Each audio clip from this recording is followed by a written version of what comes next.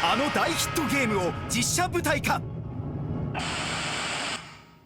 楽しいな楽しいな、学級裁判が始まるぞ。2014年秋、好評のまま幕を閉じた弾丸論破ザステージ。僕たちは負けない。希望がある限り負けないんだ。原作そのままのキャラクターがステージに登場。その再現度が話題となり、全公演チケットが全てソールドアウトした人気舞台。それは違うよ。主人公苗木誠を演じたのは本郷奏多。さらに神田沙也加をはじめ豪華俳優陣が複雑なストーリーを熱演。演出を務めたのは弾丸論破愛にあふれる芸人ノンスタイル石田明。すでに見た人も惜しくも見に行けなかった人も必見。今夜再びステージの幕が上がります。とその前に、公演終了後特別に集まっていただいた出演者の皆様に弾丸論破ザステージの魅力を改めて聞いてみました。そのメンバーがこちら。超高校級の幸運を持つ主人公苗木誠を演じました本郷奏多です。よろしくお願いします。超高校級のプログラマー藤崎千尋役を演じさせていただきました石田遥です。よろしくお願いします。超高校級の同人作家山田一二三を演じさせてもらいました天使向井です。お願いします。超高校級の占い師葉隠康弘役、そして演出もやらせていただきました石田です。生きってる生きってる。俺です。なんか気になるな。ポーズまでね。はい。よろしくお願いします。ちょっと演出像が間違ってると思う。いつもと違う白じゃなくて黒の石田さん珍しいですね。そうなんですよ。もう分かりやすいキャラ付けですよね。そうなんですか。ここも演出している。はいはい。漫才以外は黒でいくんやみたいなね。そういうキャラになったんですね。安易なやつですね。なるほど。分かりやすい。申し訳ございません。まずは色からね。ということで、ただ超高校級ということで皆さんご紹介いただきましたが、石田さん演出家として超高校級というのはどういう捉え方？言うとエリート中のエリートみたいな、世の中でトップクラスの人たちの集まりなんですよ。日本を支えていく上でこいつらは欠かせないなっていうような人物たちが集まってこの物語を進めていくという、それぞれの分野でってことですね。一方の本郷さんは座長だったわけですが、何かございました？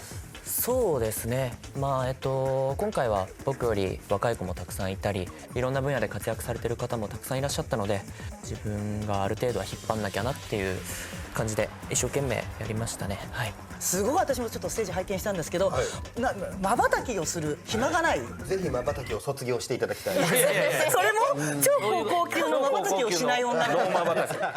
それは違うよ。超高校級の幸運を持つ主人公の苗木誠をはじめ、物語に登場する生徒は全員超高校級という設定。そんな特殊な生徒役を演じたメンバーが超注目するポイントとは？ちびモノクマです。まずモノクマっていうキャラクターがいるんですけど、怪しいクマが、そいつがすごい異色な存在で、何なんだここはっていう感じなんですけど、今回はもちろんモノクマも出てくるんですけど、ちびモノクマっていう16人の女の子たちがとってもいい仕事をするんですよ。なんでしょうね、例えば黒子的に道具を持ってきてくれたりだとか、あとはみんなが裁判で話し合ってる時にそれを実演してくれたりだとか、原作とは違う舞台ならではの良さかなと思うので、見てあげてほしいなと思います。注目ポイントですね。ちびものくまたちの働きによって本郷くんがめちゃくちゃ気持ちよくなるシーンがある。はい、そこわかりますわかります。ちょっと見どころですね。はい、そこ見どころですね。はい、続いて石田遥さんの超注目ポイントは？私の注目ポイントはこちらです。ドン。キャラクターの再現度。これですね、やっぱり原作ありきというかの 2.5 次元舞台ということなので、なんかそのキャラクタービジュアルが皆さんの出た時に原作ファンの人からの反応がすごくよくって、自分自身もすごく嬉しかったので、私も実は2次元ファンなんですけれども、それがやっぱり 2.5 次元で再現されてるっていうのはすごい興奮するんですよ。ここはすごい多分みんな意識してたんじゃないかなっていうふうに思います。続いて天使向井さん。はい、僕の注目ポイントはこちらですね。ダン山田のアニメネタ。自画自賛ですね。自分で言っちゃう。そうですね、はいみんなどうしたんですか。自分に自信がないんです、はいまあ自分自身がやったこの山田一二三というキャラが、ものすごくオタクでオリジナルのそのアニメ小ネタをふんだんに入れさせていただきましたので、実は私山田さんのそのアニメーターに全部反応して全部手打って笑ってましたけど、いろんなところで山田が良かったと言っていただけてだからほんま自分のことだけや。ただ向井さんはこの小ネタを考えすぎて一度セリフを飛ばすという大事なやめてやめて本当にほんまに傷になるから俺喋られへんようになるからそっちに集中しすぎたっていうのが、まあ演出家としてはね、そうですね、やっぱちゃんといろいろ、はいそれは最後の演出も務めました、はい石田さんから。はい、注目ポイントはこちらですね。はい、裁判上の登場。はい、この物語では学級裁判というものが一番のポイントになるので、どんだけ迫力を出して、見せれるかっていうことにちょっと特化して、演出したので、ぜひここは。山場ですもんね。ここ山場なんですよ裁判はね。ね。これ多分弾丸論破ファンからするとこれが出てきた時が最も興奮したんじゃないかなと、はい僕の中では思ってますので。まあ笑いありそうですねでこうドキドキ、はい。まあそれぞれに超注目ポイントをいただいたわけですが、それでは弾丸論破ザステージ希望の学園と絶望の高校生、どうぞごゆっくりお楽しみください。どうぞ。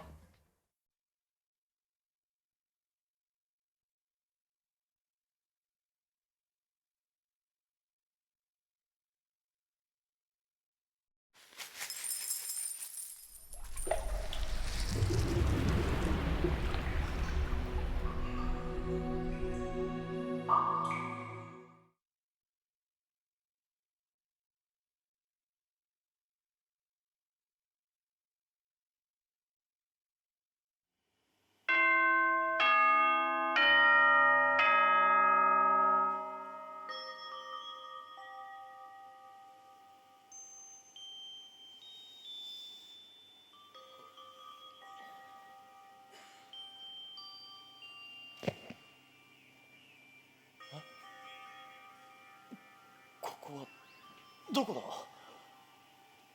どこかの学校。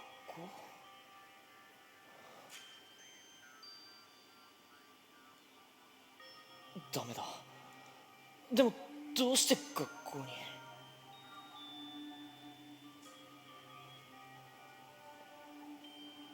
大丈夫？ねえ、大丈夫？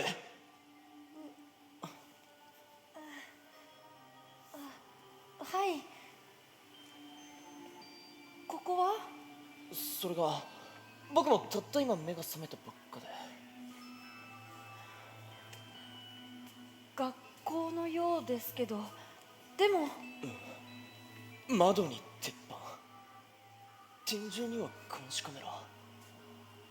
なんだよこれ。ここ本当に学校なんでしょうか？学校。思い出した。僕は入学式に。入学式。そうだ、希望が峰学園。君も？はい。学業、スポーツ、芸術、芸能、あらゆる分野の超高校級の生徒を集め育て上げることを目的とした政府公認の超特権的な学園、私立希望が峰学園。はい、私もそこの新入生なんです。そうだ、僕はそこの入学式に来たはず。でもなんでこんなとこに。私も学校の前に来たところまでは覚えてるんですけど。もしかして前園さん？私のこと知ってるんですか？超高校級のアイドルって呼ばれてる前園さんを知らないわけないよ。それに僕は苗木誠、よろしくね。苗木くん？おい、誰かいるぜ。おろおろおろおろおろおろおろおろ、おろって言ってますけど酒場とは思ってませんぞ、薫殿。お二人も気がついたらここに。お二人もってことは？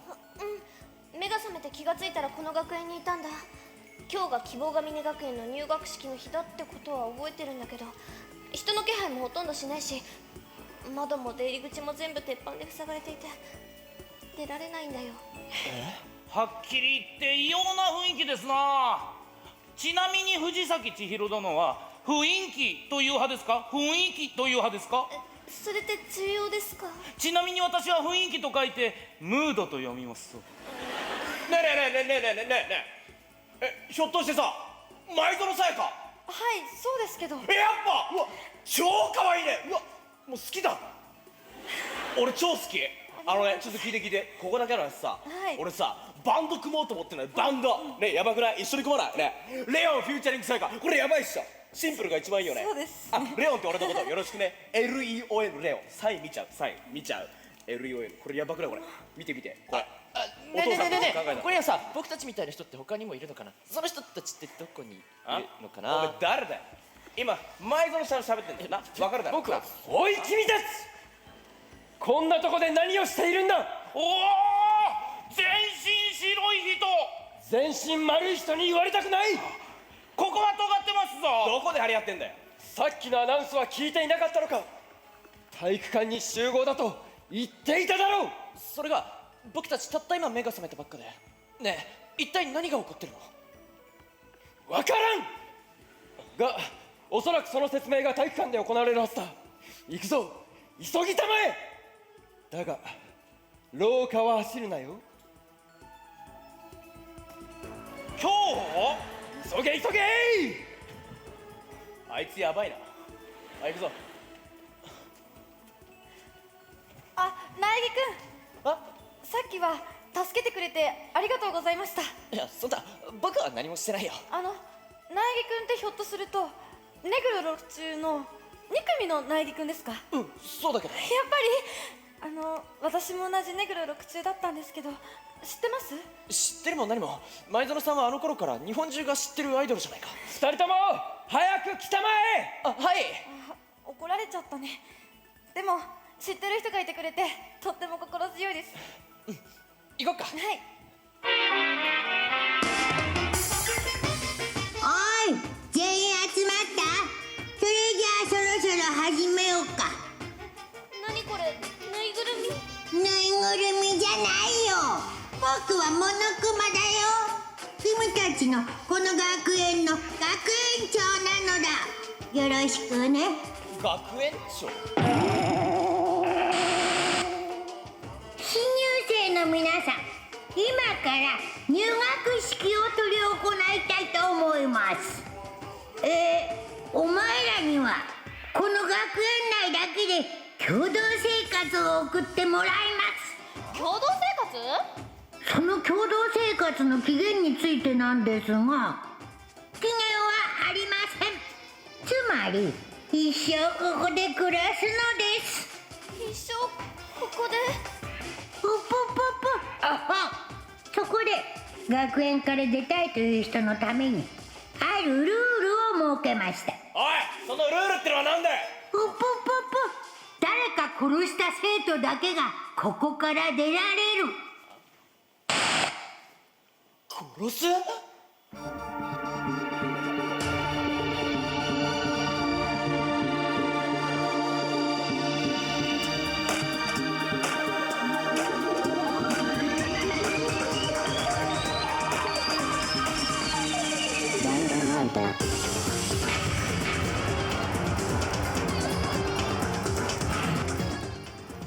僕の名前は苗木誠。ただの普通の高校生。僕がこの学園に入学できたのは抽選で選ばれたって理由らしい。つまりただの運、差し詰め超高校級の幸運ってわけだ。まあ強いて言うなら唯一の取り柄は人よりちょっと前向きなことくらいかな。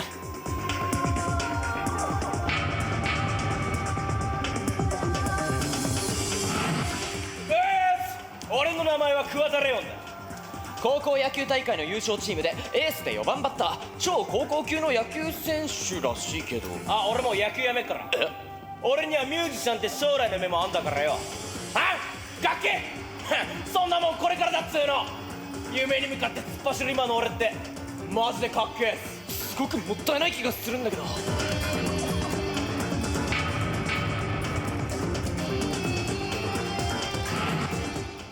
もはじめまして、藤崎千尋です。数々の革新的なプログラムを作る超高校級のプログラマー。一部には熱狂的なファンもいるらしいけど、みんなこれからよろしくね。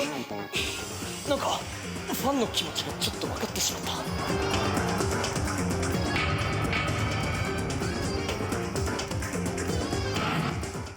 僕の名前は石丸清隆だ。有名進学校で常にトップの成績を取り続け、何よりも規律を重んじる超高校級の風紀委員。お互い学業に切磋琢磨して頑張ろうではないか。学業って雰囲気でもなさそうだけど。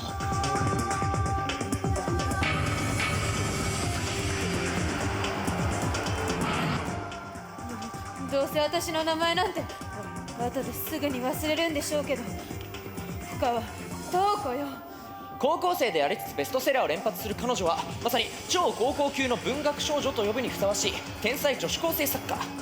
何よ、汚らしいものを見るような目で見ないでよ。いや、そんなつもりじゃ。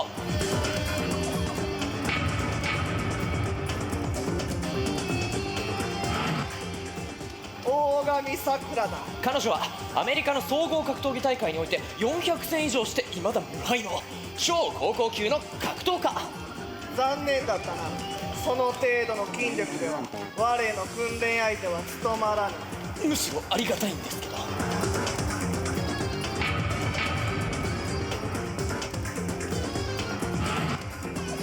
お初にお目にかかりますわね。セレスティア・ルーデンベルクです。負け知らずの超高校級のギャンブラーで謎多き女子高校生。できれば本名も。あら、今名乗ったではありませんか。いや、セレスって呼んでくださって結構ですわよ。どう見ても日本人なんだけど言わないようにしよう。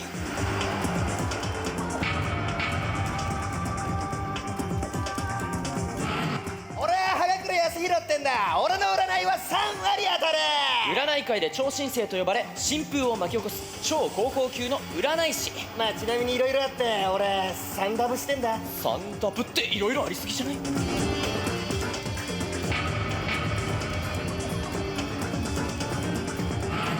うも、江ノ島純子です。よろしくね。全国の女子高校生たちの間でカリスマ的な人気を誇る超高校級のギャル。でも雑誌となんか印象が違う気が。当たり前じゃん。あれは雑誌用に持ってるんだって。そういうもんなんだ。こ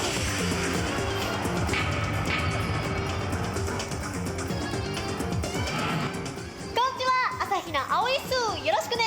過去に参加した大会で次々と新記録を塗り替え、今やオリンピック候補生にも選ばれた超高校級のスイマー。ねえ、ここってドーナツあるかな。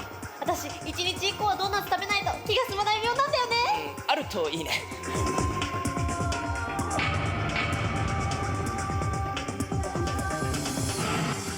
山田一二三と申しますぞ。ちなみに苗木誠殿は二次元関係はお強い方ですかな。二次元？拙者そっちの道では超高校級の同人作家としてそれなりに名が通ってるんですが、グーグレカス。ごめん、勉強不足で。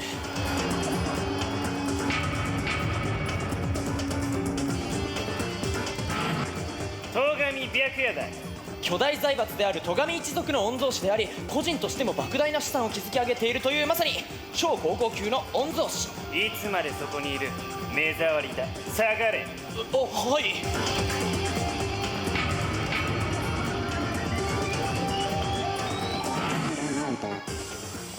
名前は桐桐京子。ねえ、この学園に選ばれたってことはさ、何か超高校級の才能があるってことだよね。それって何だったりするの？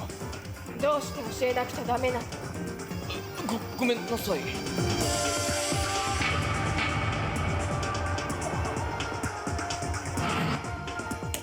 俺はオーダーモンドだ。日本最大最強と称される暴走族の2代目総長として君臨する人物、超高校級の暴走族。彼との関係には特に気をつけておくことにしよう。おいてめえ、ごめんなさい、そんなつもりじゃ。え、よろしくな。よろしく。前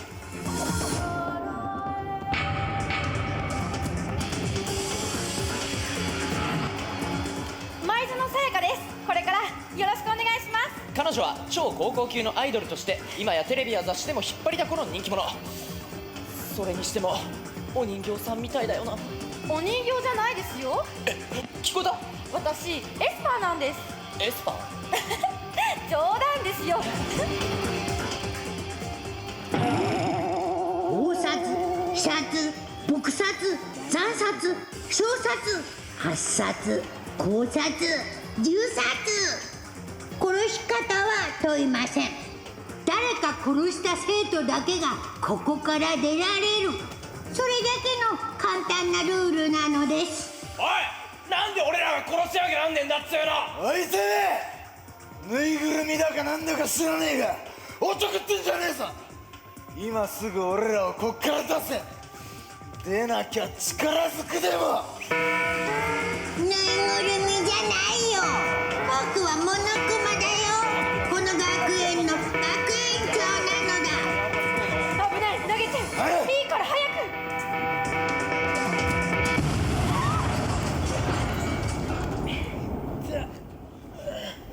シャレになってねえぞ。爆発しやがった。大丈夫？怪我はない？ああ、なんだこれ。どうなってるのよ。なんだこれは。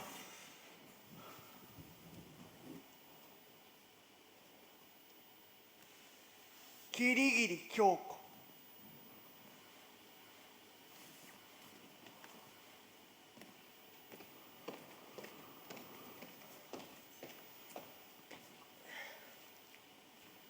電子生徒手帳。では入学式はこれで終了となります。豊かで陰惨な学園生活をどうぞ楽しんでくださいね。待ってね。私立希望が峰学園校則。夜10時から朝7時までを夜時間とし、校内を消灯します。就寝は原則として寄宿舎に設けられた個室でのみ可能です。あ、確か2階に全員分の個室があったべ。全員分の個室。ええ、個室の施錠はこの電子生徒手帳をドアノブにかざしてください。カードキーになっています。これカードキーになってるのか、すっげえ。学園長ことモノクマへの暴力を禁じます。監視カメラや扉の破壊を禁じます。じゃあさっきの爆発はこれってことかよ。誰かを殺した生徒、すなわち黒はこの学園を卒業することになりますが、自分が黒だと他の生徒に知られてはいけません。卒業となった人物は速やかに学園を出ていくことになります。なお、この学園の共同生活に期限はありません。何これ。私の聞き間違いでなければ殺すとかのたまってましたな。ええ、誰かを殺さない限り永遠にこの学園内で生活すると申してましたわよ。にゃー冗談だろな。さっきの爆発から見て冗談とは思えないわ。なんだよ、もうどうなってんだよ、クソ。さっきの話をまとめると、私たちには2つの選択肢が与えられたことになる。一つはみんなと共にこの学園内で期限のない共同生活を送るか、もう一つは生きてここを出るために誰かを殺す。いきなり拉致られてこんな学園みたいなところに閉じ込められて、そんでいきなり殺し合いなあ。私一刻も早くここから出たいんですけど。ルーラ、おいクソ豚、とんがり。おい出荷するぞ。こんな馬鹿げた話嘘に決まってるじゃないか。本当か嘘かが問題なのではない。この中にその話を本気にするやつがいるかどうかだ。ちょっと待ってよ、そんなこと。何よ。これ動画を受信してるみたいだよ。あ、桑田レオンの同期ビデオ。なんだこれ。僕の苗木誠の同期ビデオって書いて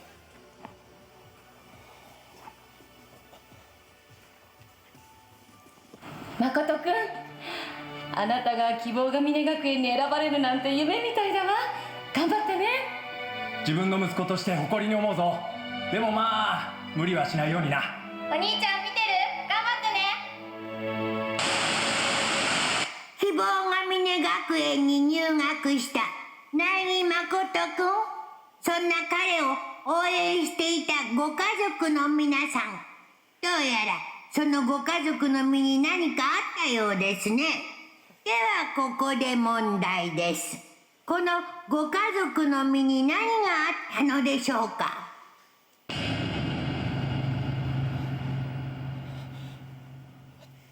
なんだよこれ。家族に手を出したっていうのか。ふざけやがっておいあいつらに何しやがってなるほど、同期ビデオですか。この続きが知りたければこの中の誰かを殺せということですわね。なんで冷静に語ってんだべ。勝負に勝つには冷静さが必要ですわよ。どうやら本気で俺たちに殺し合いをさせたいようだな。実際今のを見てすでに殺す覚悟を固めたやつがいるんじゃないのか。まさか私を狙ってるんじゃないでしょうね。一番簡単に殺せそうだからって。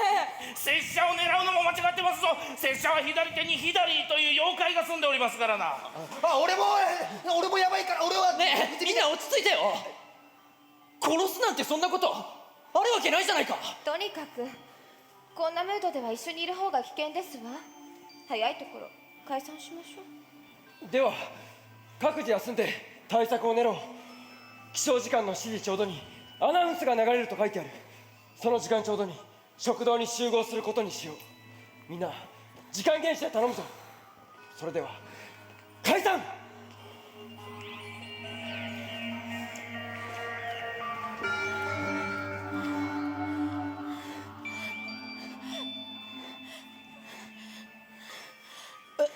ちょっと前園さん大丈夫？ゆっくり深呼吸するんだ、ね、僕がついてるから。苗木君、落ち着いて。ありがとうございます。もう大丈夫です。本当？よかった。手。ああ、ごめん。いえ。過呼吸みたいだね。落ち着けば大丈夫だから。私たちこれからどうなっちゃうんでしょうか。こんな場所に閉じ込められたまんまだったら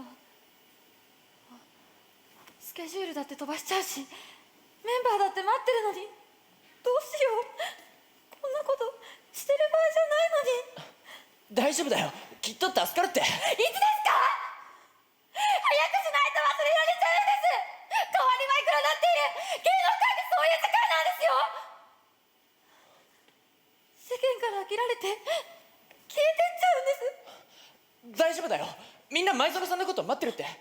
それにみんなで協力したらきっと逃げ道を見つけられるはずだよ。もしかしたらその前に助けが来るかもしれないし。でも逃げ道もなくて助けも来なかったら。その時は僕が君をここから出してみせる。苗木君、きっと何か方法は必ずあるはずだよ。だからそれを一緒に見つけ出そう。そうすれば出られるはずだよ。わかりました。じゃあ私も手伝います。私は苗木君の助手になります。あ、助手？はい、超高校級の助手です。私も精一杯お手伝いしますから、一緒にここから出ましょうね。うん、でもそんな助手だなんて、だって僕、前園さん？お願い、苗木君だけは何があってもずっと私の味方でいて。うん、当たり前じゃないか。でも他の人たちは大丈夫なんでしょうか？大丈夫ってどういう意味？気のせいだとは思うんですけど、なんかみんなが私のこと殺そうとしてるような。いや、そんなはずないって。もしかしたらもう私の部屋に来て待ち伏せしてるかも。大丈夫だよ、だってほらこのさ電子生徒手帳、これがカードキーになってるって言ってたし。分かってるんですけど怖くて。じゃあさ、今日は僕の部屋に泊まる？そうすれば怖くないでしょ。でも一つの部屋に二人っきりっていうのは。いや、ごめん、そういうつもりじゃないよ。本当やましい気持ちが全然ない。もしよかったら一晩だけ部屋を交換してくれませんか？うん、それで前園さんが安心するなら僕は構わないけど。校内放送です。午後10時になりました。ただいまより夜時間になります。ではでは、いい夢をおやすみなさい。夜時間ってもう寝ろってことかな。じゃあ部屋を交換しようか。これも交換しなきゃだよね。はい。本当にありがとう苗木くん、はいはい、おやすみなさいまたおやすみ。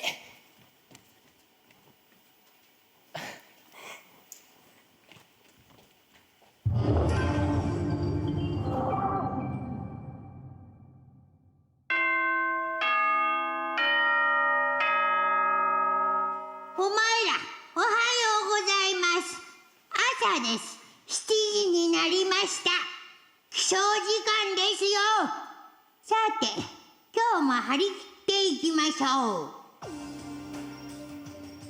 約束の時間だがまだ全員揃ってないな。舞園さん。さくらちゃん、おはよう。さくらちゃんって誰だべ？我だ。大神さくらちゃん、友達になったんだ。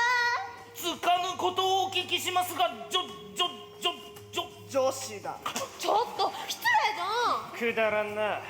どうして皆で集まる必要がある？とか言ってちゃんと来てんじゃん。本当は怖いんじゃないの？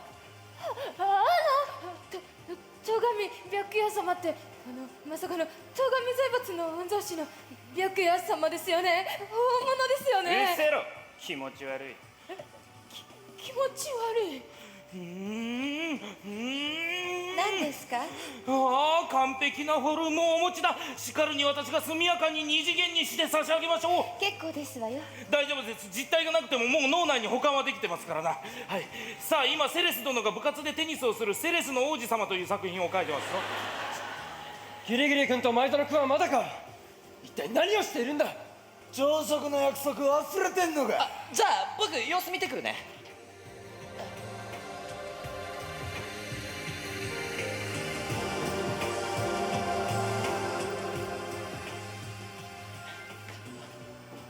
前園さん起きてる？ああ、そっか、これは交換したんだった。ねえ前園さん大丈夫？前園さん。どうして苗木君の部屋に前園さんがいるの？いや、これはそういう怪しい関係とかじゃないからね。生徒手帳は？それも前園さんと交換しちゃってるから。ぷぷぷぷぷぷ。前園さん？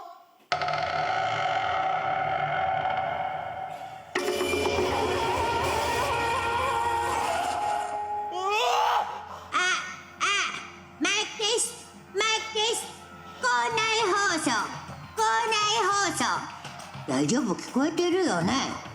死体が発見されました。至急体育館までお集まりください。ここは苗木君の部屋よね？嘘だ。こんなの嘘だ。前園さん、なんでこんなことに。行きましょう。今はあいつに従うべきだ。これ以上犠牲者を増やさないために。前園さん、どうして？なんでだよ前園さん。それを知りたいなら立ち上がるのよ。真実を知りたいならちゃんと謎と向き合いなさい。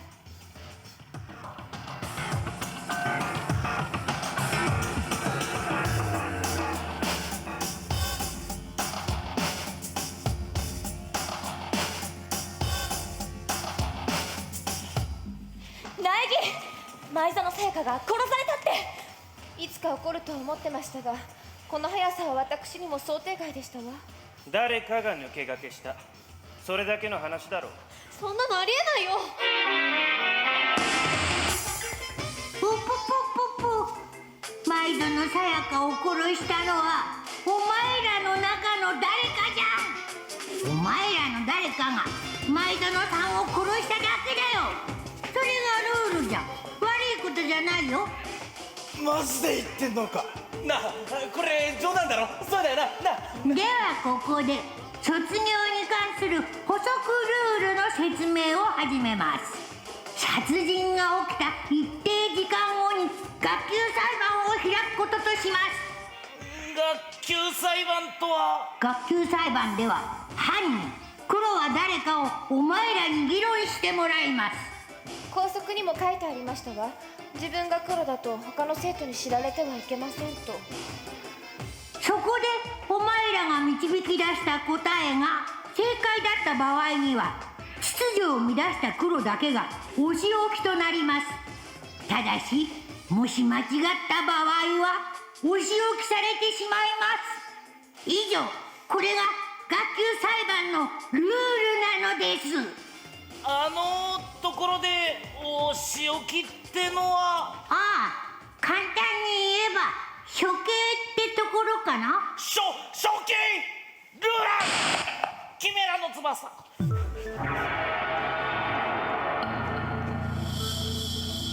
投票の結果は多数決により決定されます。多数決の結果、見事黒を当てれば他のみんなの勝ち。黒を外した場合は黒の勝ち。多数決で正解を当てた場合でも間違った人物に投票してしまった者は負け。敗者には怖いお仕置きが待っています。つまり多数決で犯人を当てればその犯人は処刑されるけど、もし不正解だった場合は犯人だけが生き残って他のみんなは処刑される。ただし多数決で正解した場合でも間違った人物に投票した者は処刑対象になる。なるほど、もう一回言ってくれ。プランクトン並みの理解力だな。要は犯人探しでずーっと正解し続けろってことだ。はあ？そんなの絶対無理っしょ。嫌なら出題する側、つまり殺人を犯して犯人になればいいんですわよ。犯人になって全員騙せればリスクも大きいが一気にゲームを終わらせることもできるってわけだ。絶対に正解させない問題を出せばいいんですわ。言うなれば完全犯罪ですわね。理屈だけで言えばそういうことね。だが犯人にならずとも裁判をか乱して間違った投票をさせれば一気に数を減らせる。手を下すのはそれからでも遅くはないか。てめえふざけたこと抜かしてんじゃねえぞ。そうだよ、ゲームじゃないんだよ。いいやゲームだ。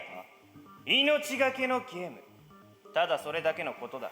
だとこれ。みんな、人が死んだんだよ。分かってるの？やっ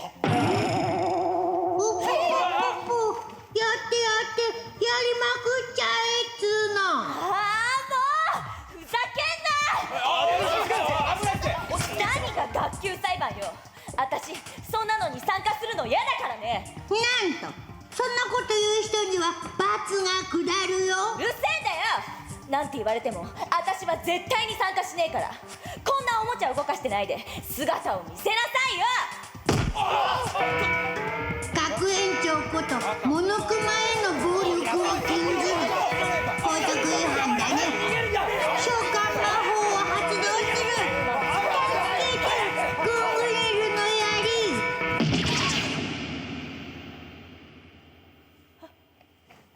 あれ、おかしくない？なんで私があんたやりすぎ。江ノ島さん、何こ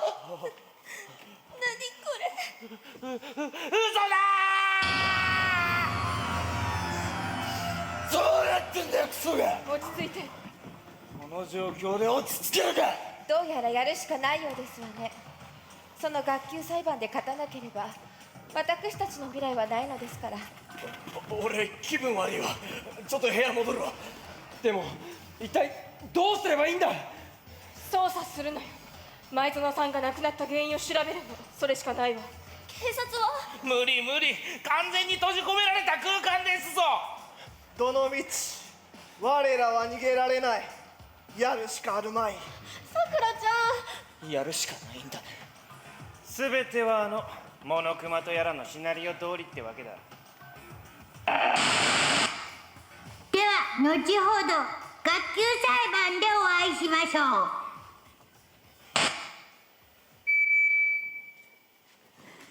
う。また何か受信してるみたいだよ。モノクマ5。舞園地の死亡状況とか死因が事細かに。あれねえ、舞園ちゃんの死亡現場って。苗木地の腰って書いてあるべ。被害者は前園さやか。死亡時刻は午前1時頃。苗木誠の部屋のシャワールームで死亡。苗木、どういうことだ？違うんだ。僕は前園さんが怯えていたから一晩だけ部屋を交換しただけで。部屋を交換、見えすいた嘘。苗木君、白状したまえ。本当だよ。ねえ、みんな僕を疑ってるの？僕が前園さんを殺すわけないじゃないか。何言ってんだよみんな。結論を出すのは早いわよ。ちゃんと捜査してからにしましょう。みんなの命がかかっているんだから。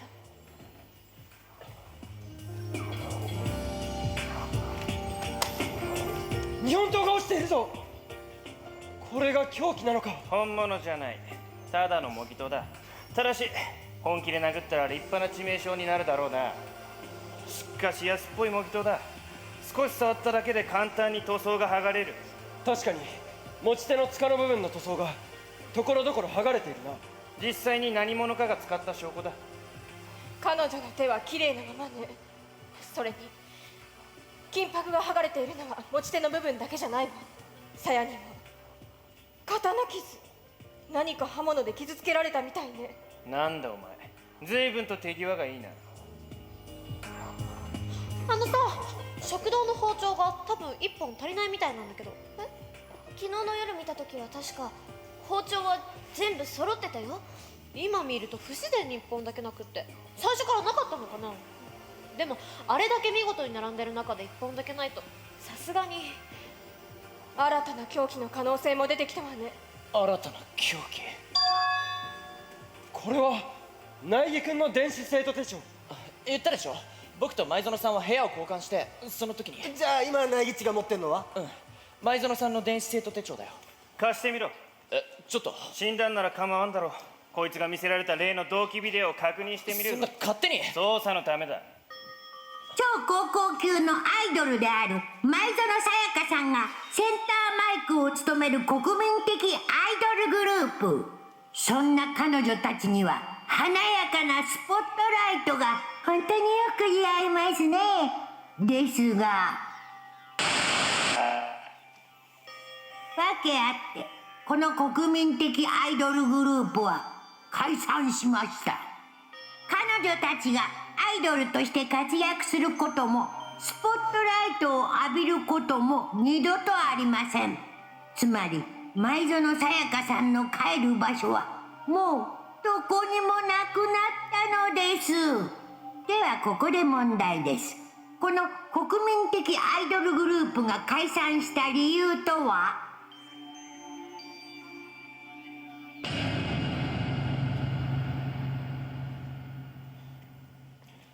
改めて人のを見ると作り物には見えんな。CG だべ。いえ、映像自体は本物よ。嘘だべ。なんかすごいCG だべ。うわ、前園さん、これを見ろ。これは血文字か。11037。前園君が書いたのか。彼女の左手の人差し指だけが血で汚れているわ。おそらくダイイングメッセージね。犯人に見つからないように手だけを後ろに回してこっそり書き残したのよ。ではこの数字は犯人への手がかりなのか。苗木君、行くわよ。行くってどこに？キリギリ様。不思議ですな。不思議遊戯ですな。愛おしい人のために今何ができるかなだな。ギリギリ京子殿と犯人の苗木誠殿。だから僕は犯人じゃないって。ここはゴミ焼却炉のよう。山田君、何かおかしなところは見つかった？あの焼却炉の前にワイシャツの燃えかす、そして割れたガラス玉。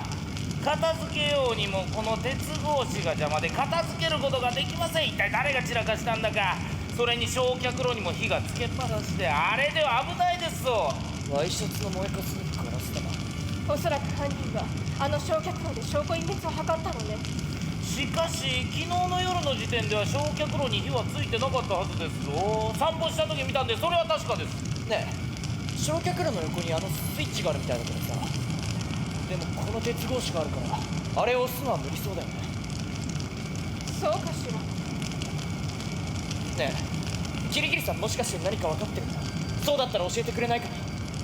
いいえ、この事件の謎はあなた自身で突き止めるべきでないと納得できないまま終わってしまうことになるから。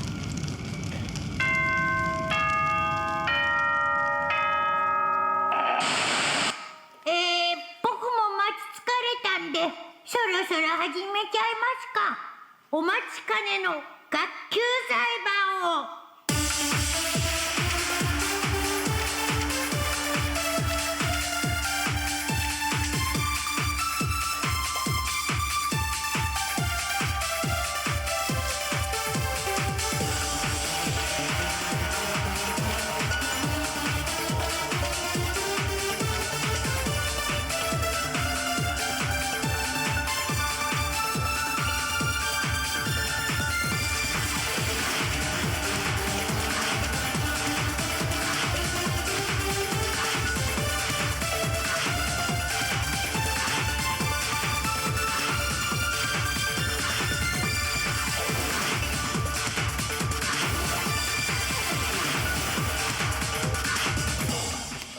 おい、何なんだよこれ。裁判所みたいだよね。これが学級裁判。さっさと動け。お前たちごときが俺に無駄な時間を使わせるな。はーい、今動きます。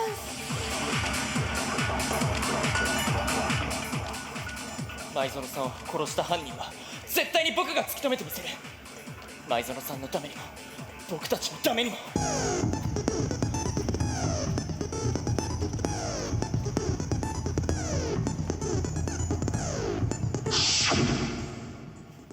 ねえ、本当にこの中に犯人がいるんだよね。当然です。議論の前に聞いておきたいのですが、私たちは15名なのになぜ席が16個もあるんですか1,2,3,4赤 M はないよ。最大16人収容可能な裁判所っていうだけ。さてと前置きはこれぐらいにしてそろそろ始めようか。じゃあ議論を開始してください。よし、みんなで目を閉じよう。そして犯人は挙手したまえ。青かあげるわけねえだろ。つうかさ、あれだろ、結局のところナイキが犯人なんだろ。前園とは随分仲が良かったみたいだしな。現場は苗木の部屋よ。苗木が自分の部屋に連れ込んでそのまま殺したってことでしょ。違うよ、僕は前園さんに頼まれて部屋を交換しただけなんだ。それが本当だと証明できますか？それはほらできねえんじゃねえかよ。やっぱナイキ犯人だよ。いいえ、証明はすでにされているわ。現場にあった電子生徒手帳は間違いなく苗木くんのものだった。実際殺人が起こった時、モノクマが苗木くんの部屋の鍵を開けるまでは私も苗木くんもあの部屋には入れなかった。そうだよ、僕の部屋の鍵となる僕の電子生徒手帳は前園さんが持ってたんだ。だからあの部屋に入るには中にいる前園さん自身が鍵を開けるしかない。そうなると僕も他のみんなも条件は同じだよね。では前園さんは自ら犯人を招き入れたというのですか？何のためにだ？それは一つの視点にこだわっていても謎は解けないわ。一旦別の視点から考えてみた方がいいんじゃないかしら。では凶器について話し合ってみよう。もん決まってんべ。凶器は現場に落ちていた模擬刀だ。犯人は何らかの方法で前園っちに部屋の鍵を開けさせ、そこでいきなりの一撃を前園っちに繰り出したんだ。模擬刀の先制攻撃だべ。それは違うよ。だってあの模擬刀には鞘に傷があったんだ。最初に模擬刀での攻撃があったとすると鞘に傷があることの説明がつかないんだよ。だって鞘をつけたまま攻撃するはずはないからね。だからきっとあの模擬刀はとっさの防御として使われたんじゃないかな。とっさの防御？うん、何か別の凶器による攻撃のとっさの防御として模擬刀で受けたとしたら刀を鞘から抜く暇なんてないよね。その別の凶器とは一体何ですかな？包丁じゃないかな。包丁だ。そういえば厨房にあったはずの包丁が事件後に1本だけなくなってたんだよ。つうことあれだな、その包丁を持ち出したやつが犯人だ。そうだよ。よし、みんなで目を閉じよう。そして持ち出したものは挙手したまえ。お前さっきからちょいちょいうるせえんだよ。心当たりはないのですか？昨日の夜、私とさくらちゃんと藤崎ちゃんは食堂でちょっとだけお茶をしたんだ。その時に厨房に入っていった人を見かけてるんだけど。誰なんだよ。前園さやかだ。は？殺された前園さやかが自分で凶器を持ち出したってこと？きっと護身用に持ち帰ったんだと思うんだけど。分かったぞ。犯人はあの部屋を訪れた直後、そこに隠してあった護身用の包丁を見つけ、その包丁で前園君に襲いかかったのだ。そこで彼女はとっさに模擬刀で応戦したが、その模擬刀すらも奪い取られてしまい、そのまま犯人に包丁で腐り。それは違うよ。だって前園さんの手のひらには金箔なんて付着していなかった。前園さんが模擬刀を手にしていたとしたら、そんなことはありえないよ。どんまいだべ。だとすると石丸の推理とはまるで逆のことが起きていたのかもな。逆とは？最初に包丁で襲いかかったのは前園さん自身で、そのとっさの防御として模擬刀を使ったのが結果的に彼女を殺してしまった犯人の方だったというわけですわね。つまり前園さやかは被害者ではなく、自ら殺人を行おうとした加害者だったということだ。すいません、話ついていけないですけど。では前園さんが苗木君に部屋の交換を申してたのは苗木君に罪をなすりつけるためだったのかもしれませんわね。前園さんが僕に。だがその計画は失敗し、標的であったはずの人物によって逆に殺されてしまったというわけか。なるほど、辻褄は合うな。じゃあその標的って苗木に罪をかぶせようとしたってことは苗木以外の誰かだ。つまり苗木誠殿以外全員容疑者。おい、振り出しどころか学級裁判が始まった時とまるっきり逆じゃねえかよ。ねえ、はがくれ。たまには活躍してよ。超高校級の占い師なら前園ちゃんからのメッセージとか受信できないの？そうだよ。は？俺の占いをオカルトと一緒にすんな。待って、前園さんからのメッセージならあるよ。前園さんが残したダイイングメッセージだよ。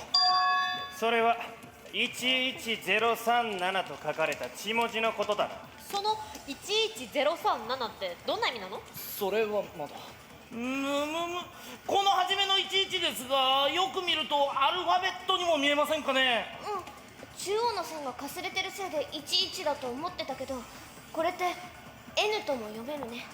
だが N037 ではまだ意味が通らんぞ。これひっくり返したら別の文字に見えるんじゃない？そうだよ、これは前園さんが背中越しに後ろに手を回して書いた文字なんだ。だから上下がひっくり返ってるんだよ。このダイイングメッセージを180度回転させてみると、数字じゃなくてアルファベットが見えてくる。これは LEON。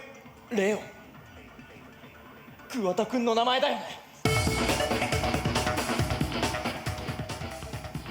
いや、ちょっと待て、おかしい、待て、落ち着けって。こんなもん塗り切るじゃねえかよ。犯人が適当に書いたんだよ。そうだ、苗木にも罪をかぶせ、俺にも罪をかぶせようとしたんだよな。しかし前園さんの指には血文字を書いた跡が残っていたんですわよ。うるせえ。なんだよ、そんなに俺殺してやるのか。じゃあよ、俺しかできねえって証拠持ってこいよ。できねえよな、そんなもんねえんだからな。あるわよ。苗木君、あなただって知っているはずよ。桑田君が桑田君にしかできない方法でこの事件の証拠を処分したこと。それって焼却炉の前に落ちてたワイシャツの燃えかすのことだよね。ええ、おそらく犯人は前園さんを刺し殺した際に返り血を浴びたんでしょうね。その返り血を浴びたワイシャツと凶器を処分するためにそれを焼却炉に放り込んだのよ。だがそのワイシャツだけで桑田レオンを犯人だと断定できるのか。そうだよな、できねえよな。いいか、こんな燃えかすだけでよ誰のもんかなんて分かるわけねえだろ。それは違うよ。証拠品自体から割り出せなくても、それを処分した方法から割り出せるんだよ。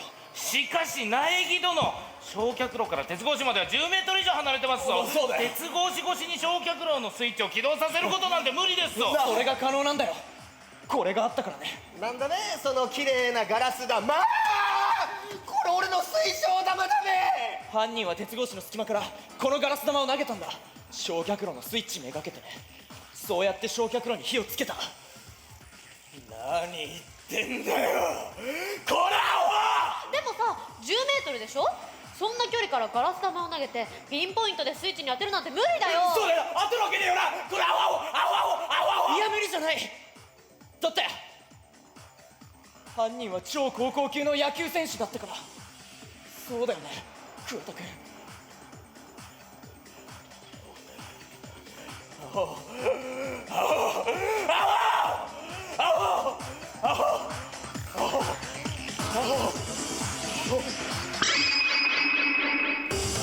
マイゾロちゃん、会いに来たぜ。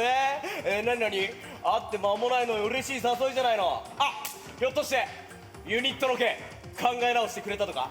あ、それともあれですか、今夜一戦超えますか。あざっすあ、おい、何似合わねえもん出してんだよ。てかお前マジか、あんなバカげた話信じてんのか。そうです、私はこっから出なくちゃいけないんです。いや、それは俺もだよ。てかみんなだろ。なあなあ、落ち着け落ち着け、落ち着こうぜなそうだね、あれだよ、こっから出る段取り一緒に考えようぜ。殺し合いなんてゲームじゃねえんだからな。落ち着け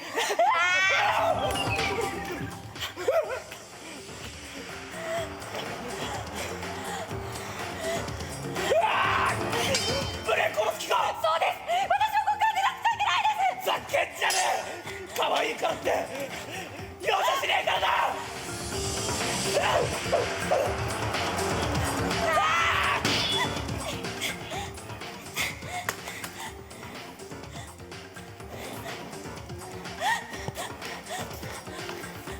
ざけんなよ、お前なんかに殺されてたまるかよ。お前なんかに。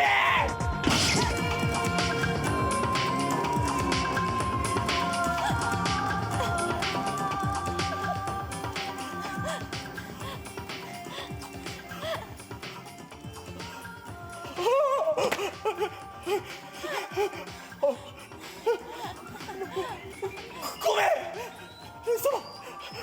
俺マイトロちゃん、ごめん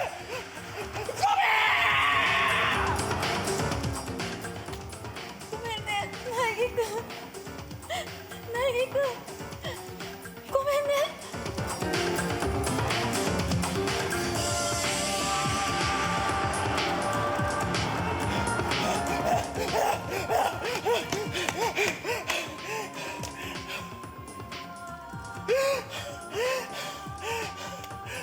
頼む、俺に力を。俺は元超高校級の野球選手じゃねえか。だからあの時の力をどうか。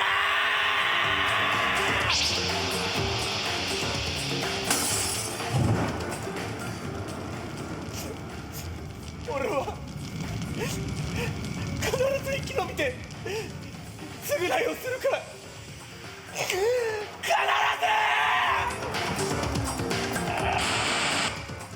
ぷぷぷぷ、議論の結果が出たみたいですね。ではそろそろ投票タイムといきましょうか。お前らお手元のスイッチで投票してくださ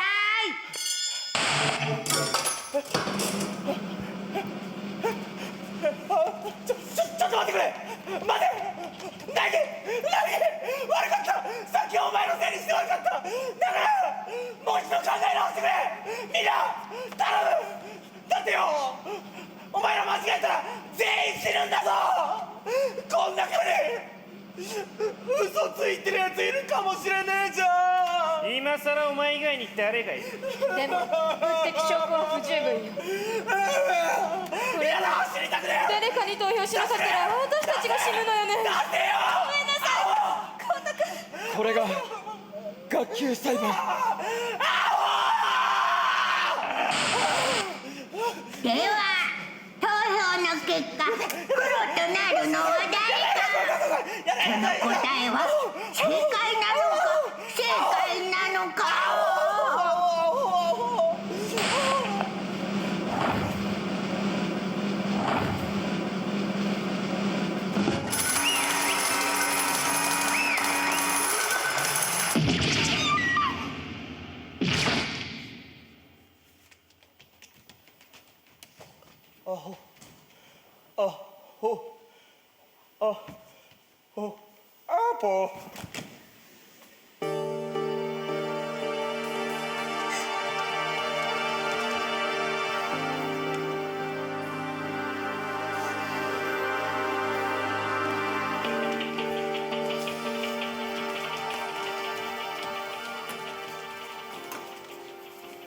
てめえこんなことして何が目的だ。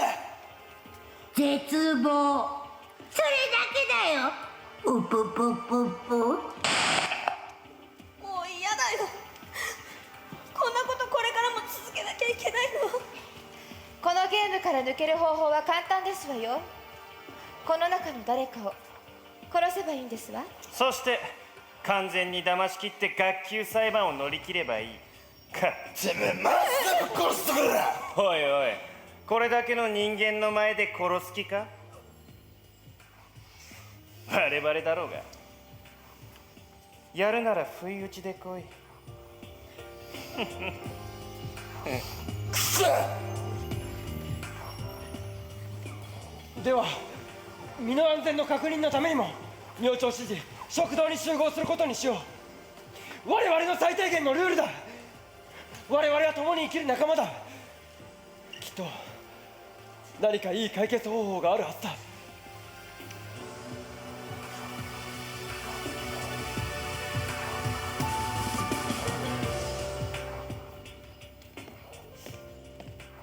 前園さんは僕に罪をかぶせようとしていた。ギリギリさんが言ってた僕が事件の謎を解くべきっていうのはそういうことだったんだね。けど前園さんが死に際に考えたのはあなたのことよ。あなたに容疑が向かないようにと考えたからこそ最後の力でダイイングメッセージを残したの。ねえ、どうして僕にそんな話をするの？どうしてかしら。けどあなたを見ていると思うの。きっとあなたは乗り越えられる人間だって。前園さんや桑田君、仲間の死を乗り越えて先に進める人間だって。乗り越えるなんて僕には無理だよ。前園さんの死も桑田君の死もずっと引きずっていく。引きずったまま前に進むよ。殺人に手を染める人間の大半は私たちと同じ普通の人間。環境、不幸な偶然、一瞬の気の迷い、ちょっとしたことで道をたがえてしまう。この殺し合い学園生活の黒幕はそんな人間の闇をもてあそんでいる。黒幕？あのモノクマを操っているやつよ。犠牲者が増える前に私はその黒幕の正体を絶対に掴んでみせる。この学園が何を企んでいるのか、その謎にたどり着いてみせる。キリギリさん、君は一体？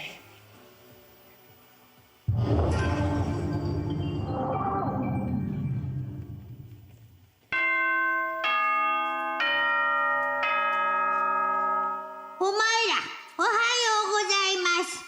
今日も張り切っていきましょう。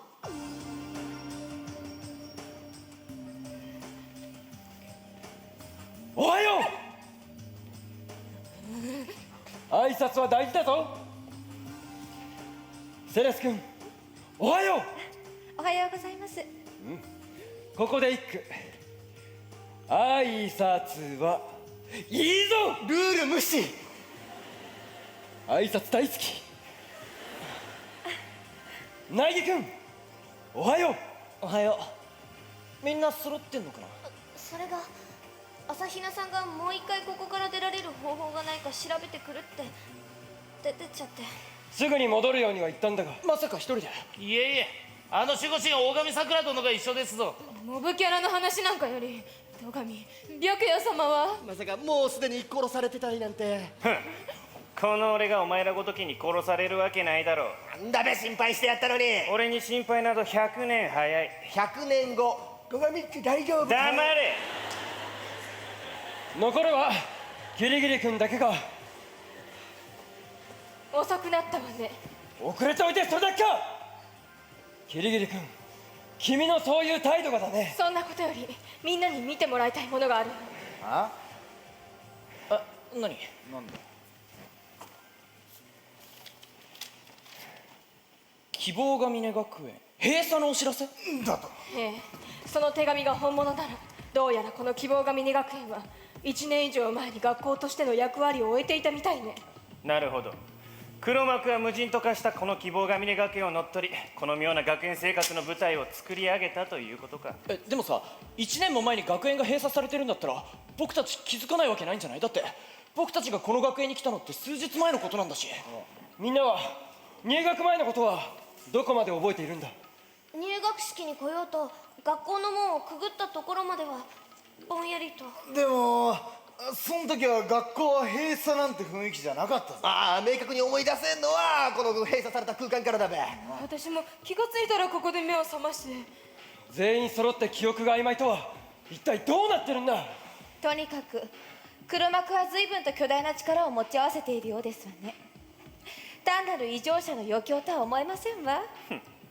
ますます面白くなってきた。こんな緊張感のあるゲームそう体験できるもんじゃない。やるからには楽しまんとな。てめえまだそんなこと言ってやがんのか。ゲームはゲームだろ。他人を蹴落とし合い、たった一人だけが勝ち抜ける命がけの殺し合いゲームだ。マジでぶっ殺す。もうやめてよ。仲間同士で殺し合うなんて、そんなの絶対ダメだよ。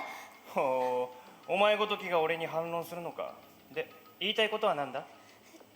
言いたいことがあるならはっきり言え。言えないなら最初から口を閉じておけ。ごめんなさい。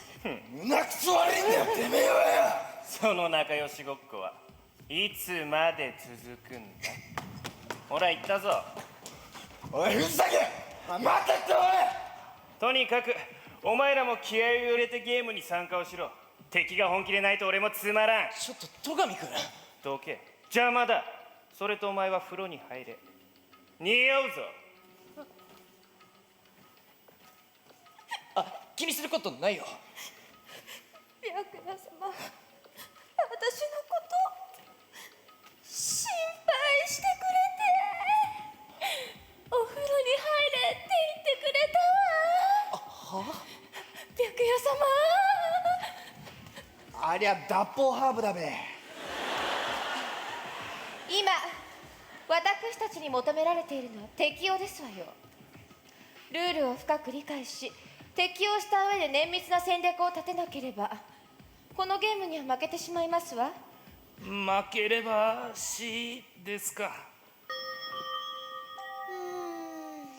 朝からずーっと学校中回っても何の収穫もなしか。朝比奈よ、なぜ我の同行を許したのだ。どういう意味？二人っきりになれば我がお主の命を狙うとは考えなかったのか。さくらちゃんがそんなことするはずないじゃん。さくらちゃんとは出会ったばっかりだけど親友になれるって思ったもん。あ、ていうかもう親友だよ。朝比奈よ、感謝するぞ。藤崎ちゃんどうしたの？たく手間かけさせやがって。大和田くん。何？大和田が藤崎さんにいじめたの？もう俺じゃねえよ。戸上くんに言われた時怖くなっちゃって何も言い返せなかったんだ。結局最後は大和田くんに助けてもらって。本当にダメだよね、弱っちくてさ。大体よ、女なんだから弱くて当たり前だろうが。なんだと？おめえは特別だよ。なんだよ、おめえ泣いてんのか？あんたがでかい声出すからじゃん。大丈夫？本当にこんなんじゃダメだよね。すぐ泣いちゃうようなこんな弱いままじゃ。ならば体を鍛えてみてはどうだ。いいトレーニングルームがあるぞ。体を鍛える？いいかも。じゃあよ、中須と阿部に俺が手伝ってやるよ。本当に？ああ、約束するぜ。安心しろ。約束だけは絶対に守るからよ。約束だけは絶対に守れ。それが兄貴が俺に残してくれた言葉だからな。残してくれた？ああ、兄貴はまあよそうぜこの話は。なんかつうわけでよ、いつでも言ってくれ。ありがとう大和田くん。おう。朝比奈君に大神君こんなところにいたのか。ずっと食堂で待っていたんだぞ。だからちょっとしたら戻るって。それと藤崎君、確かに戸上君の言い方も悪かったが、彼にあそこまで言われないよう君も少しは毅然とした態度で強くあるべきだと思うぞ。おめえはほんと空気読めねえな。君は黙っていてくれ。いいかい藤崎君、君には前から言わなきゃいけないと思っていたんだが、もっと強くならないと弱みにつけ込まれてしまうんだぞ。弱い人間にはなるな。分かったな。てめえに何が分かんだよ。みんなこの状況で悩みながら行動してんだろうが。君に言われたくないな。大体超高校級の暴走族なんて僕は認めないぞ。社会の秩序を守れない奴に勲章など必要ない。ヒーローを気取りたいならまずはルールを守ってからにしてもらおう。だとやんのかこれ。いいだろう、徹底的に指導してあげようじゃないか。上等だ。こっち来い。ちょっとねえ、ごめんなさい。弱いせいでみんなに迷惑かけて。ちょっとさくらちゃん助けてよ。いいペースだよ。これってすごくいいペースだ。やっぱりさ、膠着状態になる前に最初の殺人に及んだ彼女の功績が大きいよね。でも残念なのは、せっかく連中の中に送り込んだ君の活躍の場がなくなってしまうことだよね。本来なら唇を切るのは君の役目だったんだけど、まあいいか、しょうがないから、君はそのまま学園生活を盛り上げてちょうだい。一つ聞きたいことがある。あの学級裁判の空席、すなわち16人目の高校生とは一体誰を意味するのだ。ふぷぷふぷぷぷぷ。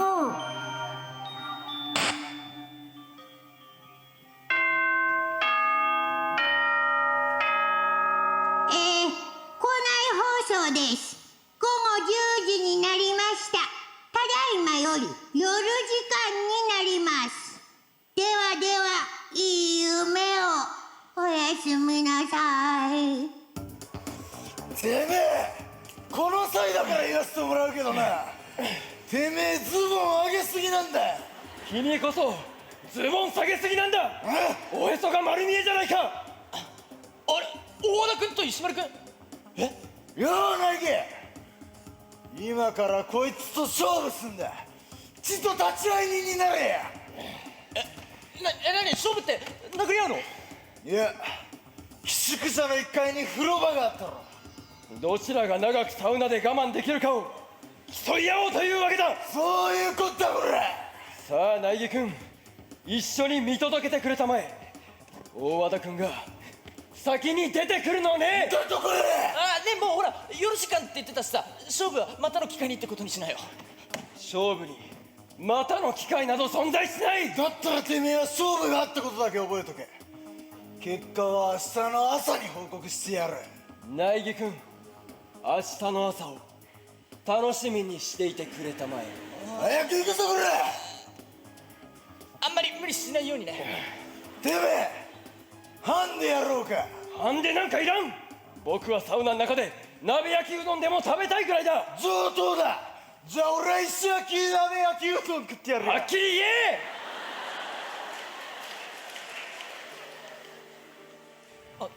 キリギリさんね、ずっと一人で調査してるみたいだけどさ、そんなに何を調べてるの？キリギリさん？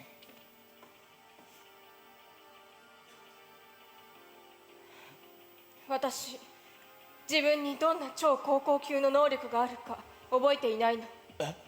でもそれも偶然じゃない。きっと黒幕が私の能力を嫌ったから。黒幕がその記憶を奪ったってこと？それと今朝起きて思い出したんだけど、この学園には私の家族がいたはずなの。家族？どういうこと？その記憶も曖昧なんだけど間違いないわ。ただそれが誰でこの学園にどう関わっているかまではわからないんだけど。だからそんなにキリギリさんは必死なんだね。調べれば調べるほど分かってきたわ。この計画は私たちの想像以上のもののようね。苗木君、くれぐれも気をつけて。キリギリスさんも。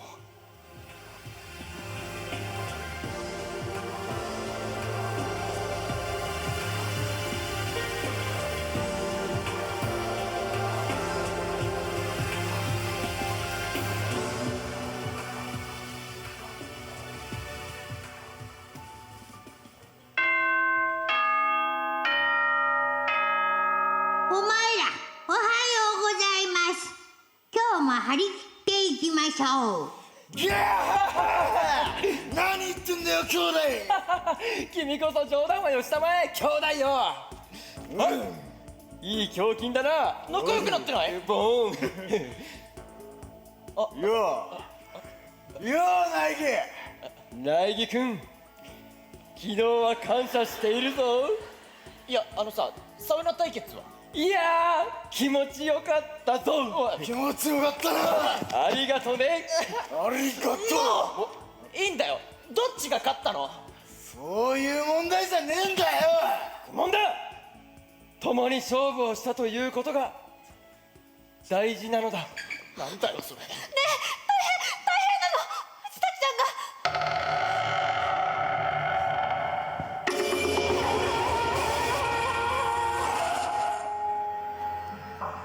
死体が発見されました。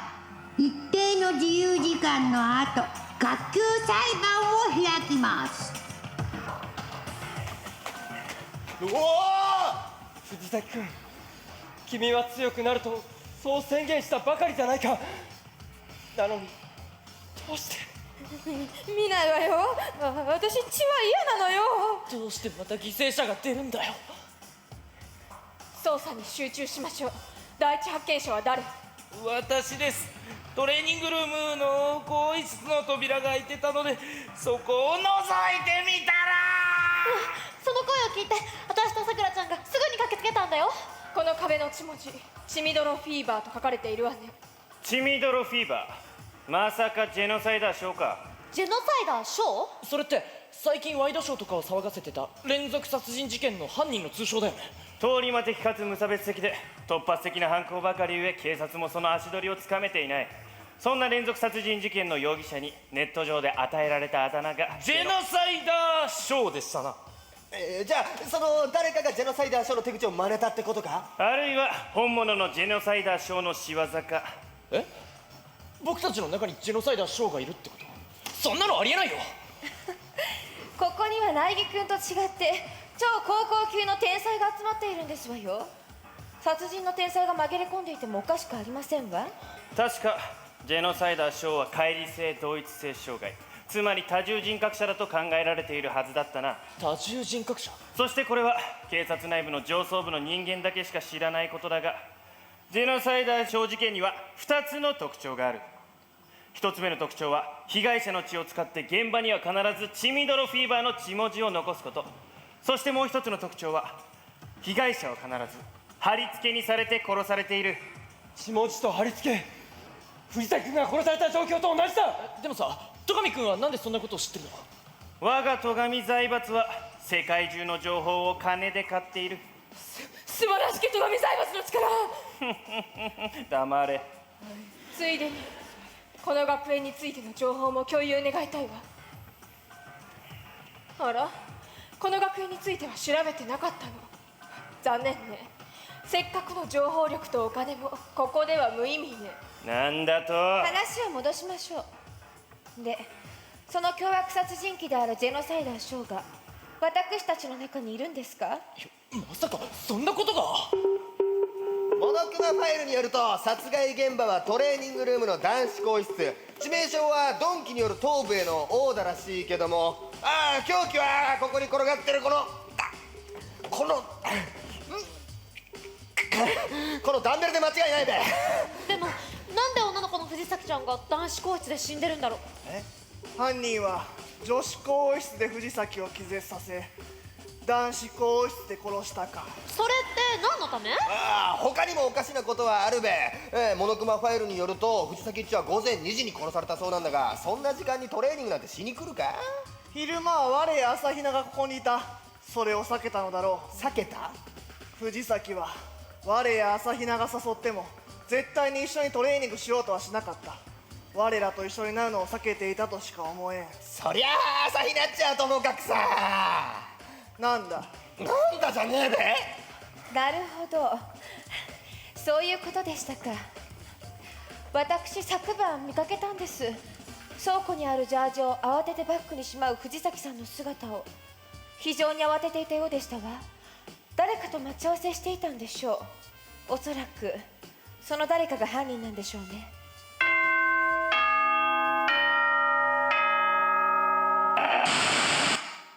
楽しいな楽しいな、学級裁判が始まるぞ。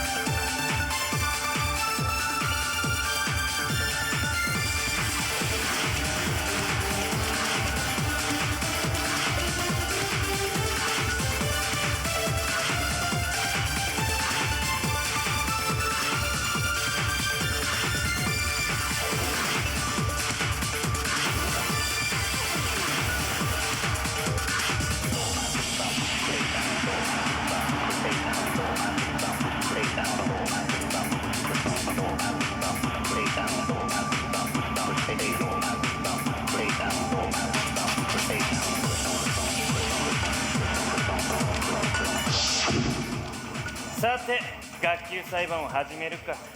と言っても犯人はすでに判明しているがな。おマジかいな。藤崎千尋を殺した犯人は連続殺人鬼ジェノサイダー翔だ。は？ジェノサイダー翔ってマジで言ってんのか？当然だ。ジェノサイダー翔事件には2つの特徴がある。1つ目の特徴は現場に必ず血文字を残すこと。チチデカフィーバーでしたな。血みどろフィーバーね。そしてもう1つの特徴、ジェノサイダー翔事件では被害者の死体は必ず貼り付けにされているらしい。藤崎は見ての通り両手を縛られ見事に貼り付けにされている。これらは模倣とは考えにくい。なぜなら警察内部の人間しか知り得ない情報だからな。よって犯人は本物のジェノサイダー翔というわけだ。マジかよ。で、そのジェノサイダー翔の正体に心当たりはあるんですか？深川塔子だ。深川塔子がジェノサイダー翔の正体だ。マジかマジかマジですか？私マジか。深地がジェノサイダー翔なんか？そんなはずないじゃない。私が殺人鬼だなんて。そうだよ、よりにもよって深川さんが。ジェノサイダー翔は多重人格者だと言っただろう。もういい。あとは本人から直接話を聞くとしよう。何？私になんだよ。何このビフォーアフター。私が超高校級の殺人鬼ことジェノサイダー翔。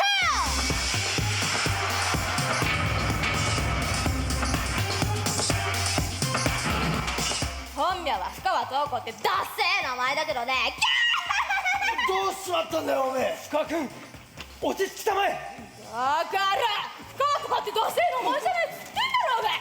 ジェノサイダー翔って胸ワクワクの素敵な名前で呼んでちょうだい。多重人格って本当にそうなの？そう、世界の全ては表と裏で構成されているのです。9回表に9回裏があるように、真実の裏に嘘があるように、ネクラの裏には太陽のような儚さがあるのです。つうか白夜様、ひどいじゃない。言わないって約束でしょ。そんな約束をした覚えはない。戸上君、どういうこと？偶然廊下でそのモンスターと会ったんだ。最初は深川がおかしくなったと思っていたが、どうやらそれだけではない。するとこいつが頼んでもいないのにベラベラと自分の身の上話をしてきたんだ。だって私もあいつも男の趣味は同じなんだよね。殺人鬼だってときめくんです。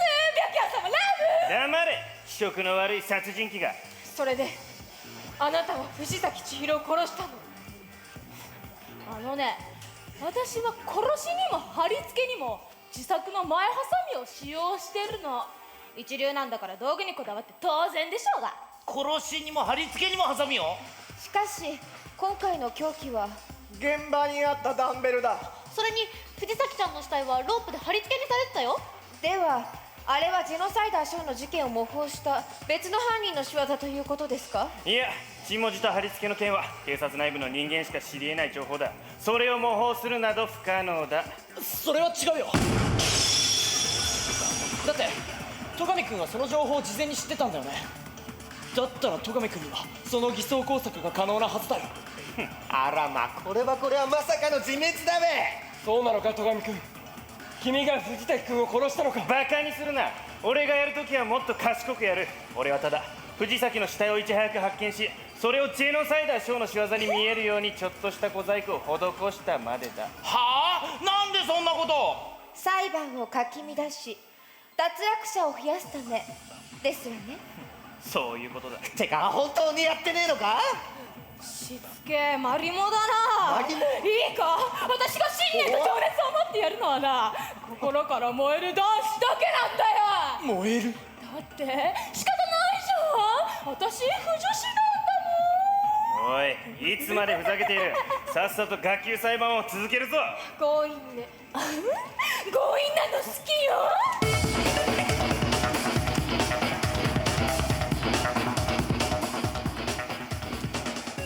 みんな他に手がかりはないのか。そういえばセレスさん、昨日の夜藤崎さんを見かけてるんだよね。ええ、昨晩倉庫で藤崎さんを見かけましたの。じゃあ急いでいるから行くねとジャージを持って出て行きましたわ。急いでたってことはさ、誰かと待ち合わせをしてたんじゃないかな。あり得るな。じゃあその待ち合わせ相手が犯人ってこと？待ち合わせ場所はトレーニングルームだね。で藤崎はそいつとトレーニングしようと女子更衣室に入って青ジャージに着替えようとしたところ襲われて男子更衣室に連れ込まれた。それは違うよ。大和田君、どうしてジャージの色が青だって分かったの？いやそれはだな。セレスさんは今色までは言わなかったはずだよ。ええ、しかし藤崎さんが持っていたジャージは青色でしたわ。まさか。何を言っているんだ。なあ、兄弟を疑っているのか。兄弟がそんなことするはずないじゃないか。藤崎君は男子更衣室で殺されたんだろう。硬派である兄弟が女子である藤崎君を男子更衣室に引きずり込んだとでも言うのか。ちょっと待って、みんな大事なことを見逃しているわ。大事なこと？藤崎さんは男性よ。そうですか、男の人でしたか。本当にありがとうございました。なんと女装男子だったか。己もえやがれ。やっときゃよかった。私は最初から気づいていたけど。全然気がつかなかったよ。我らとのトレーニングを避けるわけだ。つまり男が男に男子更衣室で殺されたということか。これで不自然な点は何一つない。大和田君、君が藤崎さんを殺したの？言いがかりだ。兄弟は昨晩の勝負でも正々堂々と僕に向かってきた真の強い男だ。そんな兄弟がよりにもよってこの中でも一番弱い藤崎君を襲うなんてありえん。あいつは弱くなんかねえよ。一番弱いのは他でもねえ、この俺だ。兄弟か。後で兄貴に報告しねえとな。新しい兄弟ができたってよ。兄貴？ああ、俺の兄貴はチームクレイジーダイヤモンドを作った。偉大な男だ。偉大すぎて俺が2代目を継ぐ時あちこちで不満が出てきてな。そのせいでチームはバラバラになっちまった。俺はその壁を越えるために兄貴に単車で勝負を挑んだんだ。そこで勝ちに焦ってセンターラインを越えた俺をかばうように兄貴はせんか。生き延びた俺にチームを潰すんじゃねえぞ。男同士の約束だって。全部俺のせいなのに恨み事一つ言わず、俺はそれを伏せてチームをまとめた。見事伝説の兄貴に勝った。最強の新リーダーとして俺は誰にも弱さを見せるわけにはいかなかった。絶対にいかなかったんだ。兄弟言うな。それ以上喋るな兄弟。超高校級の暴走族だなんて聞いて呆れる。俺は超高校級の弱虫だ。ねえ大和田君、僕たちはもう仲間同士で攻め合うようなことはしたくないんだ。だから大和田君の口から真実を聞かせてもらえないか。黙れ黙れ黙れ黙れ。認め、僕は認めんぞ。どうせその殺人鬼は殺したに決まってる。構俺は兄弟喋るな。何も言うな。頼む。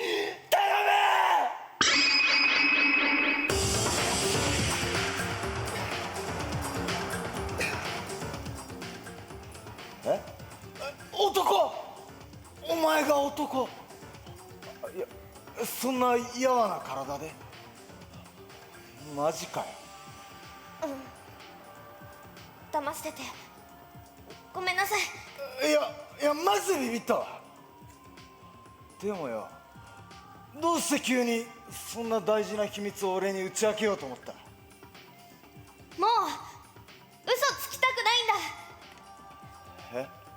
いつまでも嘘に逃げている弱い自分を壊したいんだ。僕変わりたいんだ。藤崎の言葉が俺を刺した。大和田君は強いから秘密なんてないよね。僕も泣いてばっかりじゃなくてもっと強い男にならなきゃ。めまいがした。大和田君みたいに強くなって正々堂々生きるんだ。俺の人生全てを否定された気がした。言えっつうのか。本当に強い男なら秘密を言ってみろって俺にそう言ってんのか。俺は藤崎の強さに嫉妬したんだ。自分の弱さと向き合ってそれを乗り越えようとする強さに。じゃあ俺はどうすればよかったんだ。秘密を打ち明けて全部を台無しにしろってのか。藤崎、お前に俺の何が分かる？藤崎、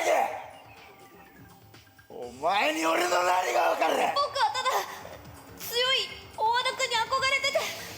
やめろ兄弟、やめるんだ、やめろ。そうだよ、俺は強いんだ。てめえよりも兄貴よりもだ。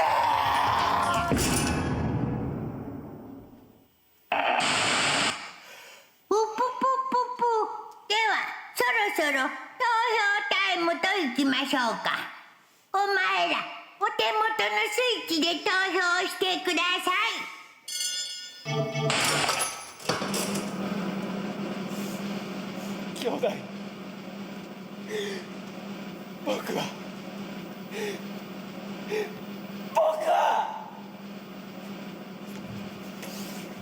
兄弟、安心して俺に投票しろ。兄弟、僕は投票の結果、黒となるのは誰か。その答えは正解なのか不正解なのか。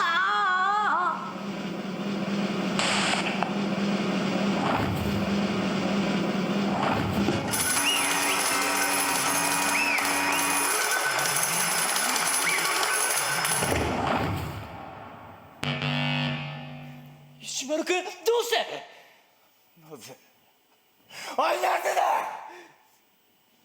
何を言っている。僕たちは兄弟じゃないか。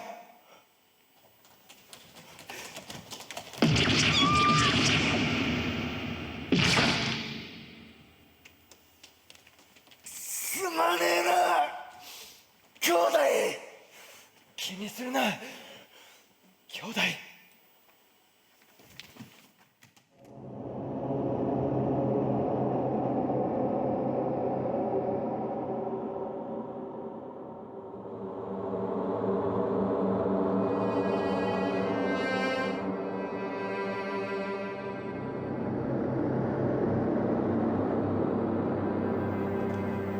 こんなことはいつまで続くんだよ。急ぎましょう。これ以上犠牲者を増やすわけにはいかない。この学園の絶望を止めないと。さくらちゃんどこ行くの。心配はいらぬ。我が全てを終わらせる。我の手で解放してみせる。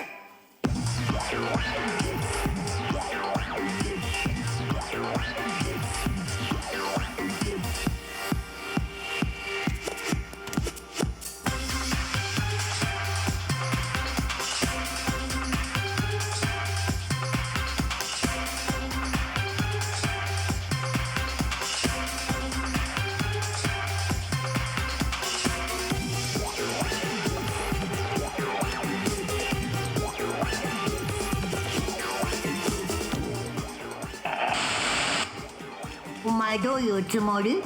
答えろよ。どういうつもりなの？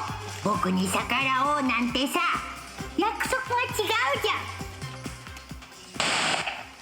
ゃん。我は決心したのだ。全てを捨ててお前と戦うと。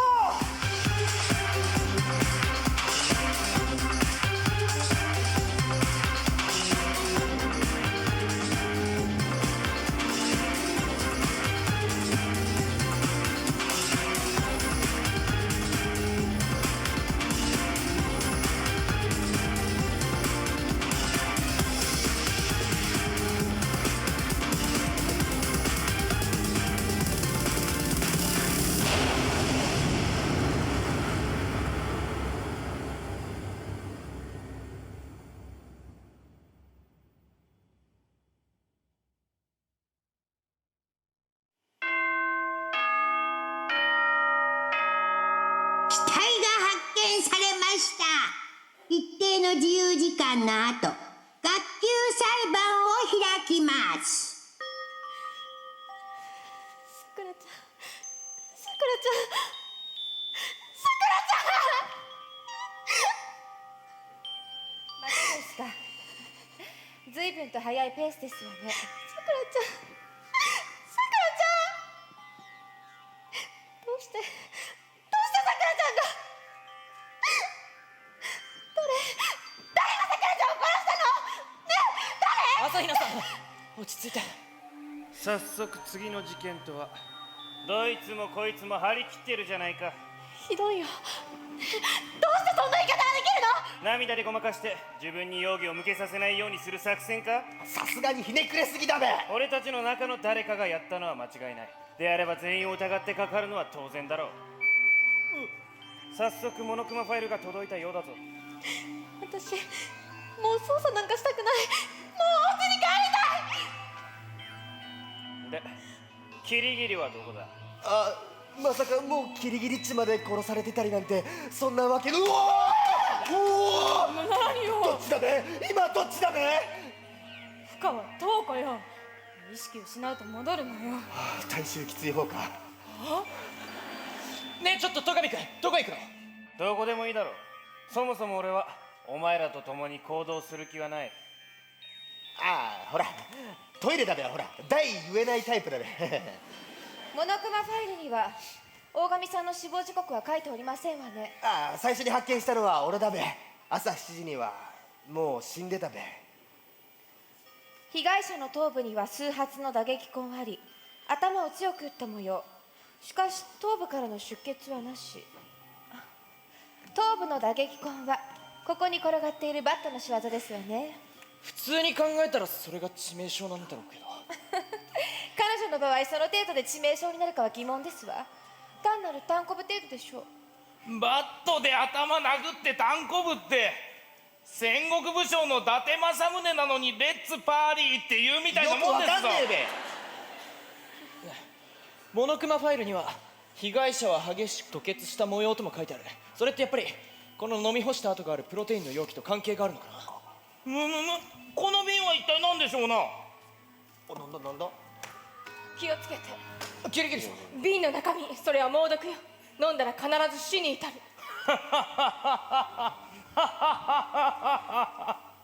猛毒なんで一旦笑ったんだべ。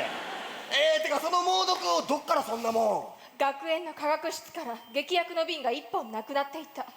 その瓶のラベルに書いてあるはずよ。確かに科学室と書いてありますぞ。じゃあこのプロテインの中にこの猛毒を入れてシャカシャカしたんじゃ。じゃあ大神さんは毒殺。ファイルにあった激しく吐血の証明にはなるわね。打撃が効かないから毒を。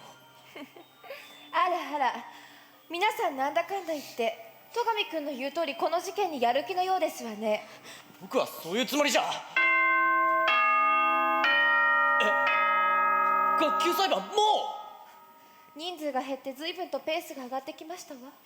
誰がさくらちゃんを許せない、絶対に許せないよ。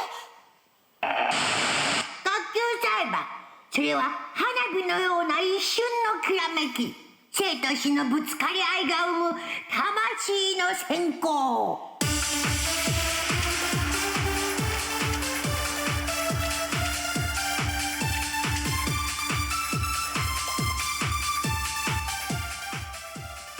ねえキリギリさん、学級裁判の前に一つだけ聞かせてほしいんだけど。何？キリギリさんは今までどこにいたの？黒幕に一矢報いるためどうしても手が離せなかったの。苗木君、詳しい話は学級裁判を乗り切った後にしましょう。そうだね。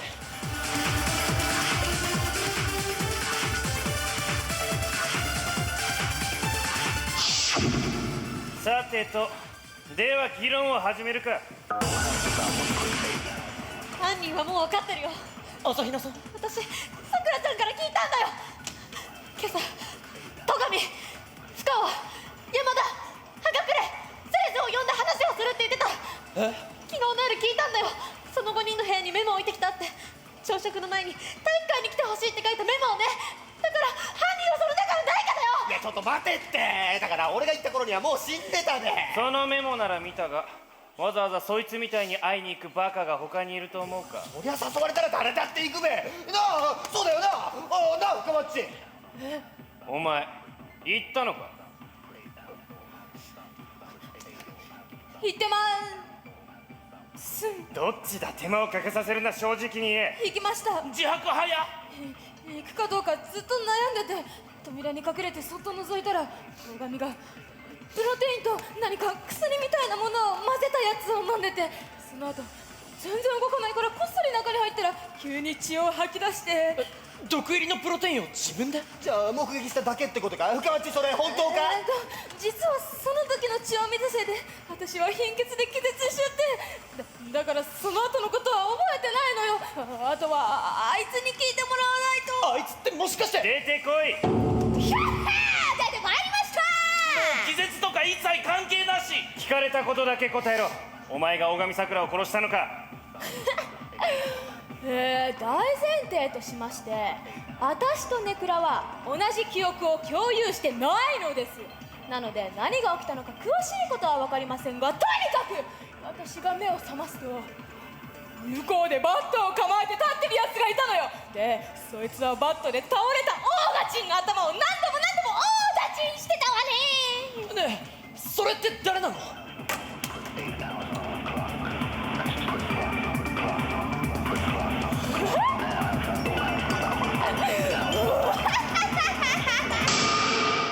私ですわ。セレスさん、どうして？チャンスだと思って大神さんをバットで殴ったんです。チャンス？どうしてさくらちゃんを？大神さんはすでに死んでいたからですわよ。ですから私は犯人ではありませんわ。自ら毒薬を飲んで死んでいた大神さんをバットで殴っただけですから。何それ、どういうつもり？なるほど、そういうことか。どういうことだね。その女は俺たちに二択のギャンブルを仕掛けてきた。大神さくらは自殺か、それともセレスのオーダーによって死んだのか、それを選んでみろということだ。おそらく本当の死因がどちらかはセレス本人にもわからないだろう。なんですと？皆さんはどう思いますか？何それ、ふざけないでよ。ふざけてなどいませんわ。これは本気のギャンブルですわよ。さくらちゃんがなんとなんかに殺されるわけがない。だってさくらちゃんは超高校級の格闘家なんだから。しかしセレス殿も超高校級のギャンブラーですぞ。でもオーガがバットで知るとは思えねえべ。でしたらどうぞ自殺に投票してください。その場合大神さんを殺したのは大神さん自身ということになりますから、皆さんは大神さんに投票することになりますわね。でもどうして大神さんは自殺なんか。さあ知りませんわ。しかしもし大神さんの死因が私のオーダーによるものだったとしたら黒は私ということになります。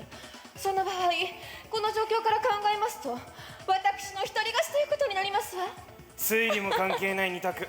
お前はこれを狙ったのか。死にかけの大神さんを見かけた瞬間にひらめきましたわ。ギャンブラーとしてはこのカード引かずにはいられませんもの。犯人ですら自分が犯人かわからないなんてそんな反則ですぞ。ここからは推理も調査も関係ありませんわよ。純粋なギャンブル勝負ですわ。さあモノクマさん始めましょう。ギャンブラーセレスティア・ルーデンベルク、命をかけた一世一代の大勝負です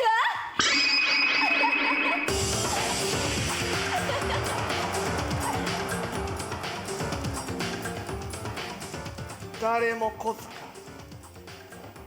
ちゃんとあいつらを説得できなかったのは心の恋だが仕方あるまい。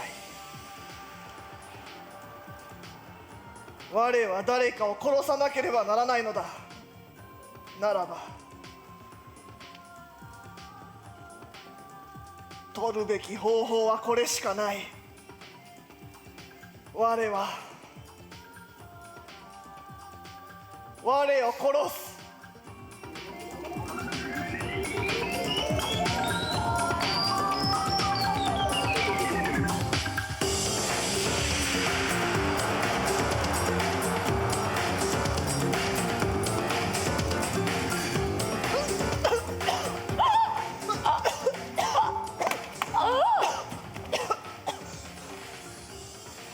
セレスティア・ルーデンベルク、まさかお主が来てくれるとは。まだ希望はあったか。ならば聞いてくれ。これはどういう状況ですの？誰かに襲われたんですか？違う。我はお主たちに争いをやめてほしかった。あら、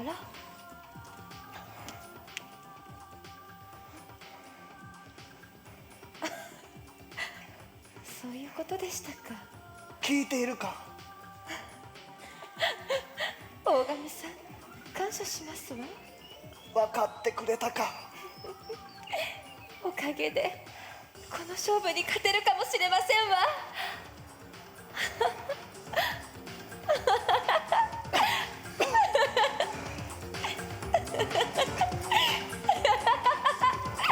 くらえ、このバケモンがてめえの気持ちなんて知るか。私はな、この中の誰よりも誰よりもここから出たくて仕方がなかったんだよ。夢ですわ。私には夢があるのです。ここで一生暮らすということはその夢を捨てろということに僕はなりませんわ。そんなわけにはいかねえんだよ。死ね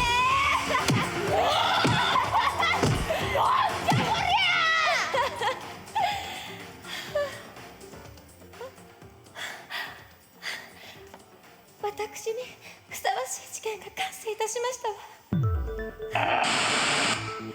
お待ちかねの投票タイムですね。いいでしょでは始めましょうか。ではお前らはお手元のスイッチで投票してください。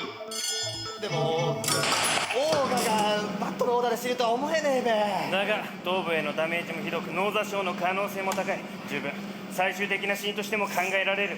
どっちなんだどっちなんだ。さくらちゃんは絶対にあんたなんかに殺されないよ。山田君だそうですわよ。騙されちゃダメ。さくらちゃんは遅ひろす。投票の結果黒となるのは誰か。その答えは正解なのか不正解なのか。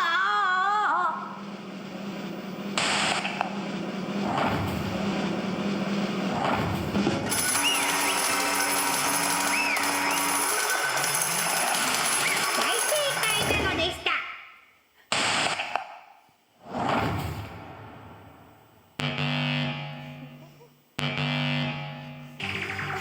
山田君。そうですか。負けてしまいましたわね。まあギャンブルに必勝はありませんから仕方がありませんわ。どうしてそんなに落ち着いていられるの？分かってんの？あんたはこれから殺されるんだよ。私は嘘つきとしてはかなりハイエンドな方だと自負しておりますの。他人だけでなく自分の気持ちすら騙せるのですわよ。ねえ、セレスさんが殺人を犯してまで叶えたかった夢って何なの？ギャンブルで貯めたお金で西洋の城買い羊剣護衛団として集めた世界中のイケメンにヴァンパイアの紛争させ身の回りにはべらす、そうして完成された短美で大敗的な世界、そこで暮らすことこそが私の夢であり目標であり人生のノルマなのですわ。そんなことのために。ええ。ねえ、死ぬのは怖くないの？ええ、怖くなどありませんわ。ですからいくらでも殺してください。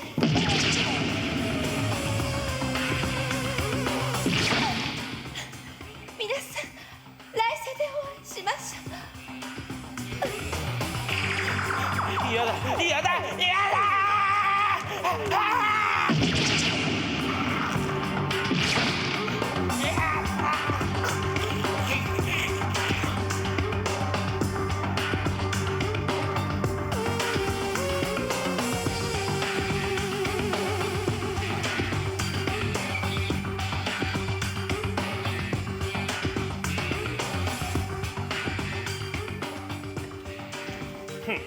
醜い、実に醜い、自業自得だな。何それ？あれ学級裁判はもう終わったの？深ワッチか？もしかしてくしゃみで元に戻るとかいうギリギリの設定か？それより犯人は？ああ、もういいべ。でも本当にどうして大神さんは自殺なんかしたんだろう？何笑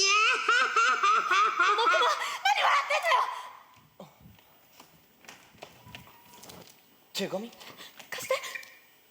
これさくらちゃんの字だよ。間違いないって。大神さんが死ぬ前に書いた手紙、遺書に。どうして今になって。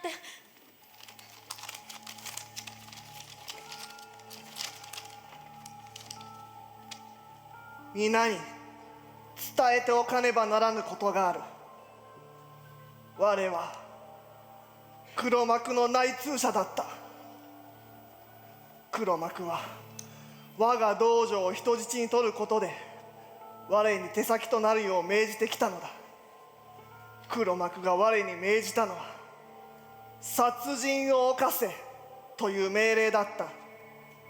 殺し合いが膠着状態になることを黒幕は嫌ったのだろう。だが我はこれ以上黒幕の言いなりになるのはごめんだ。とはいえ人質を取られている以上は約束を破るわけにはいかぬ。だからこそ我は殺人を犯せという命を果たすことにした。ただし我が殺すのは我自身だ。それなら人質となった道場も救われ、お主たちに殺し合いをさせずに済む。我の分も生き延びてくれ。これ以上黒幕のくだらないゲームに付き合う必要はない。そのために我は命を懸けよう。大神さんは僕たちを守るため、争わせないために自ら死を選んだんだ。もし万が一のことがあっても、この遺書があれば我の学級裁判もすぐに終わるはずだ。皆よ、後のことは頼んだぞ。本当の敵は黒幕ただ一人だ。そして朝比奈よ、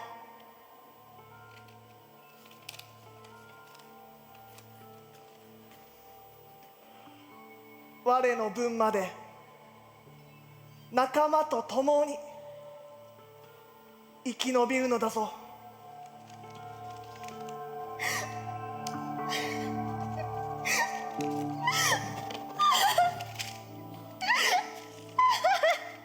学級裁判の前にこの遺書さえ読んでれば。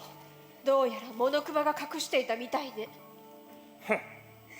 大神桜がこの学園の内通者だったとはな。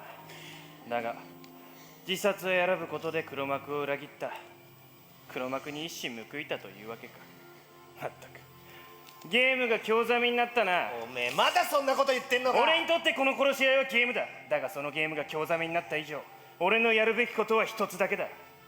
この出来損ないのゲームを仕掛けた黒幕を潰す。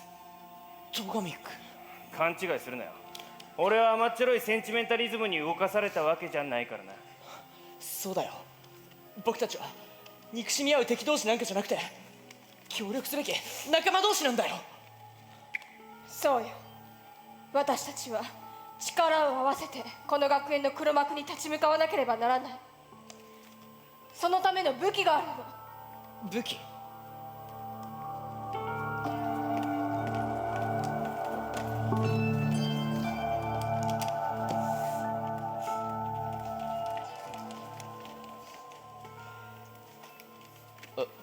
武器ってこのパソコン？こんなパソコンでどうやって黒幕と戦うというのだ。これはただのパソコンではないわ。どういうこと？これを見て。途中までだけど分かったことを整理するから、ちょっと待って。藤崎くん？なんだこりゃ、生きてんのか？いいえ、残念ながら藤崎くんじゃないわ。これは超高校級の天才プログラマーの藤崎くんが作った人工知能プログラム、アルターエゴよ。アルターエゴ？これを見つけたのは彼の個室。彼はこの殺し合いからみんなを救うためにこれを作り上げたんでしょうね。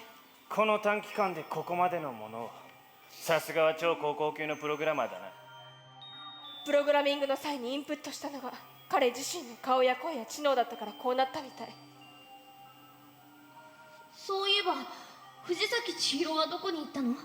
姿が見えないみたいだけど。藤崎くんは死んだわ。この学園に殺されたの。そっか、そうだったんだね。じゃあ情報をアップデートしておかないとね。なんか今のやりとりめちゃくちゃ切ないべ。藤崎くんはアルタエゴにこの学園のネットワークにハッキングし、そこにある情報に自動解析するよう命令していたみたいなの。これはそこで見つかった写真みたいなんだけど。何よこの写真。おい、俺たち数日前にこの学園で出会ったばっかりだろ。なのにこんな仲良さそうなのおかしいべ。教室の窓には鉄板がないけど間違いなくこの学園よ。どうして？私こんな写真撮った記憶ないよ。僕だって。そうだべ、これ絶対あれだべ、CG だべ。いいえ、アルタエゴの解析によるとこの写真に手を加えられた形跡は全くないらしいの。これは間違いなく本物よ。だとしたらなおさらおかしいよ。みんな揃いも揃って写真を撮った記憶がないなんておかしすぎる。そもそも私たちはなぜこの学園で目を覚ましたのか、ここに来るまでに一体何をしていたのか。やはりこのスタート地点に立ち返るみたい。その手がかりになるのがこの写真なんだね。ええ、そしてもう一つ、この写真以上に気になる手がかりを見つけたの。まだあるの？アルターエゴが解析してくれたデータと私が独自に調査した結果によると、今からちょうど1年前、ある事件が起きたらしいの。その事件のせいでこの希望が峰学園は教育機関としての機能を完全に失って閉鎖に追い込まれたらしいの。じゃあ本当だったんだね。希望が峰学園がとっくに閉鎖されたのって。でもどうして私たちはそれに気づかなかったのよ。まだ続きがあるわ。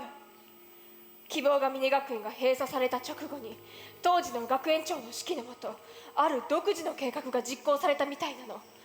簡単に言うと、希望が峰学園に高校生たちを安全に隔離し、共同生活を送らせて未来へ託す、そんなノアの箱舟のような計画がね。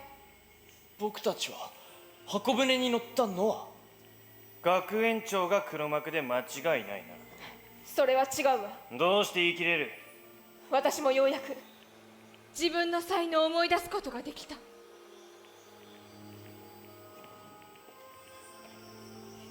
私の才能、それは超高校級の探偵よ。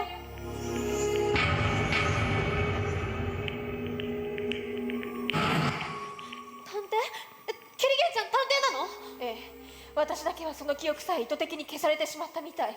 きっと黒幕にとって都合の悪いものだったから。では超高校級の探偵としてお前が黒幕と睨んでいるのは誰だ？16人目の高校生。16人目の高校生？ええ、最初からいた15人に対して学級裁判の席が16席あったでしょ。きっとそこに意味があるはずだと思ってアルタエゴに調べてもらっていたの。それなんだけどさ、ちょうどキリギリさんに頼まれていた16人目の高校生の正体が判明したんだよ。マジか。希望が峰学園シェルター化計画参加者リストっていうデータが残ってて、写真はないけどきっとこの人がこの計画に参加する予定だった16人目の高校生だと思うんだ。誰なのよそいつは。名前は戦場ムクロ。女性だね。戦場ムクロ。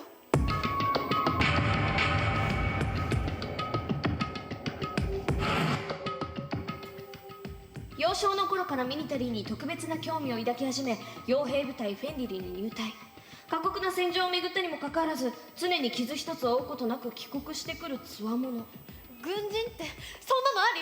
そいつがこの学園内のどこかにいる黒幕で間違いないな。そんな奴が本気出したら俺たち秒殺だべ。さくらちゃんがいてくれたらな。アルタエゴ、引き続き調査を願い。戦場ムクロについて何か分かったらすぐに教えて。分かったよ。あれ、なんだろうこれ。どうしたの？ネットワークを探ってたらなんか変な映像を見つけて。映してみるね。何これ？明らかにリアルタイムの映像だわ。リアルタイムって、じゃあこの映像ってネットで中継されてる？ずっと俺たちが殺し合うのを見ていたということか。確かに感じるよ。誰かの視線を。見られてる。私たち見られてるよ。やめてよ。見ないでよ。おい誰だべ。一体誰なんだべ。お願い出して。もうここから出してよ。もはやこの中継を見守る世界中が黒幕ということか。みんな落ち着いて。たとえ誰に見られていようと、私たちのやるべきことは変わらない。そうだよ。この謎を解き明かして黒幕を倒す。そしてみんなでここから出るんだ。周りの雑音なんて関係ない。僕たちの未来は僕たちで掴もうよ。その黒幕は戦場ムクロっていう女で間違いねえのか？まだ学園長の線も消えたわけではないが、まずは最初からいなかったその16人目の高校生を見つけるとしよう。けど正体が判明した以上、それも時間の問題。みんなごめん、制御が効かないや。藤崎君どうしたの？誰かが操作してるみたいなんだ。みんなの健闘を祈るよ。アルタエゴ。藤崎っち。ごめんみんな。藤崎君。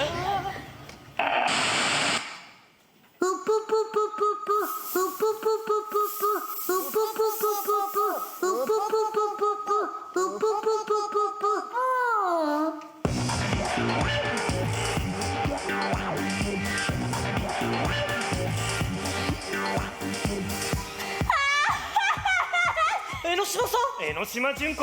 槍で刺されて死んだはずじゃ。私様は待っていた。ずーっと待っていた。あまりに待ちくたびれたんで出てきてやったんだよ。ほら、私を探してたんだろ。そうじゃなくって、私たちは戦場ムクロって人を探してるんだよ。その人が16人目の高校生で、この計画の黒幕。バーカ、戦場ムクロなら死んだっつうな。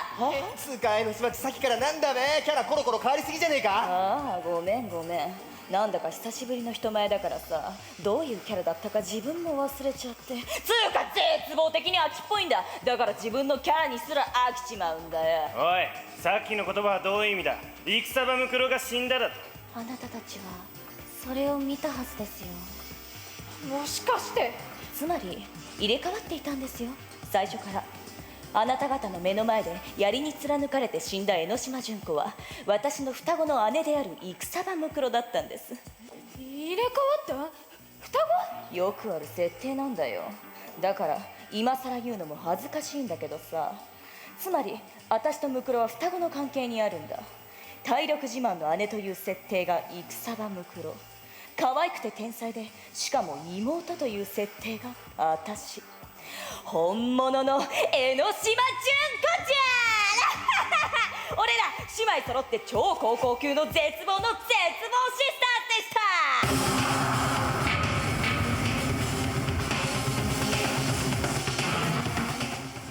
た。超高校級の絶望。でも双子の姉妹なのにどうして名字が違うのよ。まあよくある話だから勝手に想像しろ。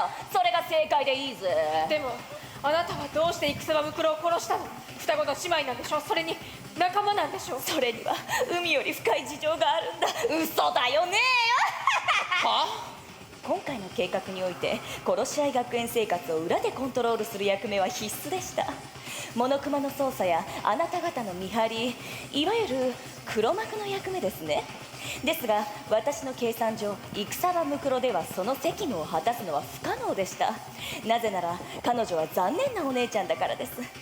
超高校級の軍人という肩書き、いわゆる 3Z ですね。絶望的に臭い、絶望的に汚い、絶望的に気持ち悪い。社会のニーズから大きく外れていることはわざわざ計算しなくてもわかります。一方、私の超高校級のギャルには花があり、捨てるにはもったいない。だから姉と入れ替わった。ええ、ですが彼女には荷が重かったようなので殺しました。まさかそれだけの理由で？もちろんそれだけではありません。飽きてしまったという明確な理由もあります。私って計画しただけで先が見えちゃって、それで飽きちゃうっていうか、だから予定変更してムクロちゃんには見せしめ役になってもらうことにしたの。待てよ、実のお姉さんを犠牲にしておいてなんで平気でいられるんだよ。やだ、勘違いって怖い。私たちは超高校級の絶望なんだよ。だから私たちにとっては死ぬとか殺すとか大した問題じゃないのさ。何とも思ってないってこと？自分のお姉さんを殺しておいて。そんなわけないじゃないですか。双子の姉妹なんですよ。悲しくないわけないじゃないですか。だからこそそそるんですけどね。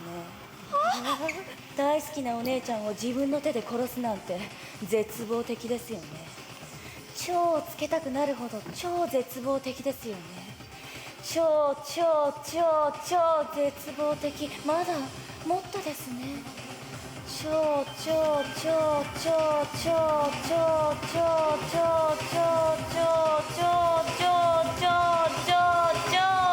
望的すぎて快感です。おめえ何言ってんだ。いい加減にしろ。お前の自己紹介なんかに興味はない。それよりこの学園の謎について話せ。それに外の世界はどうなっている？うぷぷぷ。ではご会長です。これがお前らが出たい出たいと騒いでいた外の世界の全貌だよ。これどういうことだべ。さっぱりわけがわからんぞ。まだ思い出せねえのかよ。けどそんな言い訳は通用しねえぞ。思い出せって何を思い出せばいいの？誰も何も思い出せないんじゃもう終わりよ。終わるしかないわ。待って、深尾さん。何なの？もしかしたら彼女なら覚えてるかも。誰よ彼女って。もう一人の深尾さん、ジェノサイダーショーだよ。だって二人は知識は共有してても記憶は共有してないんだよね。どうなんだ深尾っち。あいつに変わるっていうの？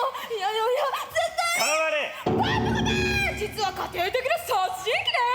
担当直入に俺の質問にだけ答えろ。あの映像に関してお前は何か心当たりはあるか？あの映像、あら、どうしちゃったのバカ様。あの大惨事を忘れちゃったの？大惨事？大変、本当に忘れちゃったのね。私のキスで思い出すかしら。いいから答えろ。外で何が起きたんだ？人類史上最大最悪の絶望的事件。あれで世界があんな風になってしまいました。詳しく話せ。知っていること全て話すんだ。ラジャーよダーリン。あれは殺人鬼も真っ青の事件。人災というよりはもはや天才と言っていいレベルの事件なのです。まさに人類史上最大最悪の絶望的事件。その結果、世界はあっという間にあんな風になってしまいました。以上です。以上ですって。ちょっと待てって、具体的なことが何にもわかんねえぞ。具体的には私も知らないの。リアルタイムで見てたのはネクラの方なんで、そっちに聞いてもらった方が。あいつに聞いてもわからんからお前に聞いたんだ。悲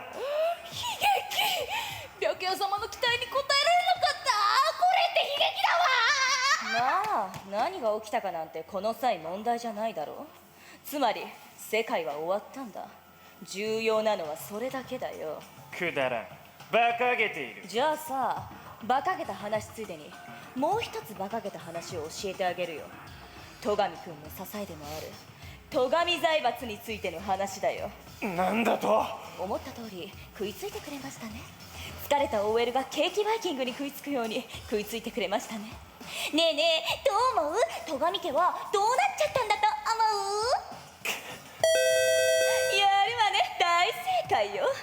というわけで戸上くんのお家なんだけど、きれいさっぱりなくなってます。何を言っている？親族を含めた関係者全員の死亡を確認しました。戸上家は滅亡したと断言しましょう。滅びるわけがない。戸上家は世界を滑る一族だ。つうかその世界自体が終わってんだよ。しかも1年も前にな。1年？ちょっと待てよ、お前の言ってることはおかしい。私っておかしいの？だって僕たちがこの学園に来たのはせいぜい数日前のことなんだ。1年も前に世界が終わるような事件が起きていたというのなら、それを僕たちが知らないはずがない。お前らが勘違いしてるだけじゃない？勘違いじゃないよ。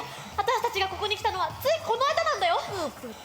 ついこの間。へえ、お前らの中では2年間をついこの間って言うんだね。2年だと？俺たちの記憶がないのは学園入学から今日までの数日のはずだ。もしかして私たちの奪われた記憶って数日どころじゃなくて2年間の希望が峰学園での生活？大正解。ご褒美に教えてあげるね。私たち超高校級の絶望が練り上げた人類絶望化計画について。最初の1年間は平和と希望に満ち溢れた学園生活でした。普通で最低な学園生活でした。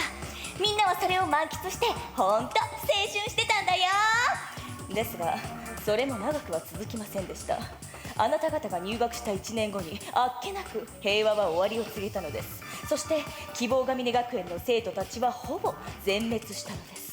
そしたらね、そこで面白いことが起きたんだよ。なんと生き残ったみんなを守るために希望が峰学園のシェルター化が始まったのです。当時の学園長の指揮のもと。うぷぷ、笑っちゃうよね。学園長のくせに知らなかったんだよ。その16人の中に人類史上最大最悪の絶望的事件を仕組んだ超高校級の絶望が紛れ込んでいることにね。そしてお前らを守るはずだったシェルター化はお前らを絶望から逃がさないための檻になってしまったんだ。でシェルター化が完了した後は私とムクロの出番。殺し合い学園生活の始まりってわけだ。一体何のために？外にはまだ少しだけ残ってるみたいなんだよね。希望を捨てきれない未練がましい連中がさ。だからそんな連中に見せつけてやろうと思ってさ。そのために私は何をしたんだと思う？電波ジャック。そういうことだね。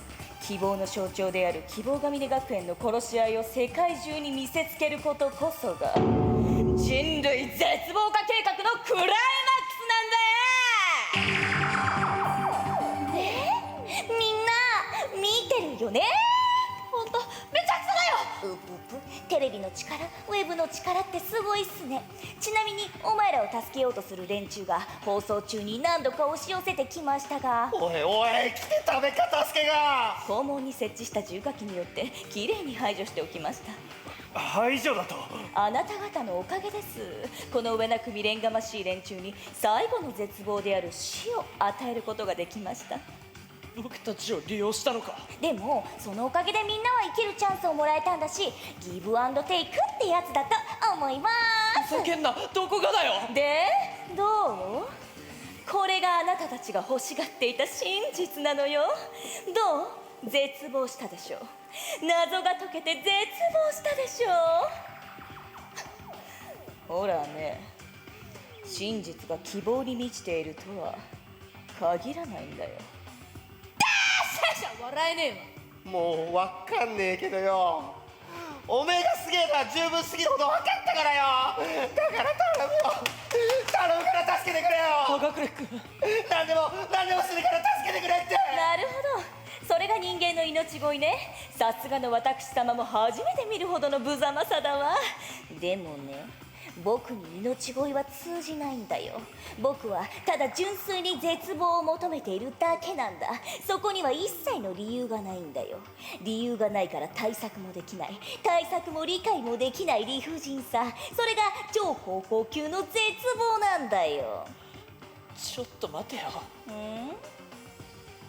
さっきから好き放題言ってるけど、お前の言ってることが正しいとは限らないはずだ。だって僕は自分の目で確かめたわけじゃない。世界がめちゃくちゃなのなんだろう。全部お前が勝手に言ってるだけじゃないか。僕はそんなの信じないぞ。私が嘘をついているとでも？たとえ本当だとしても、僕はお前なんかに負けたくない。お前なんかに屈しない。お前に殺された仲間のためにもだ。私が殺したわけではありません。私はあなた方の背中を軽く押しただけです。希望だのなんだの言われてもさ、みんな簡単に殺し合いする生き物なんだよ。イエス、超ウケる。違う、あんなの一方的な殺人だ。僕たちの記憶を奪って動機をでっち上げて、そうやってみんなを追い込んで、全部お前のせいじゃないか。なるほど、お見事な責任転嫁だよ。それが苗木くんの希望なんだね。でもこれ以上おしゃべりしている時間はないんだ。そろそろ決着をつけないとね。決着？そうよ。下船な視聴者連中にも素晴らしいクライマックスをお届けできそうね。では最後の投票の時間よ。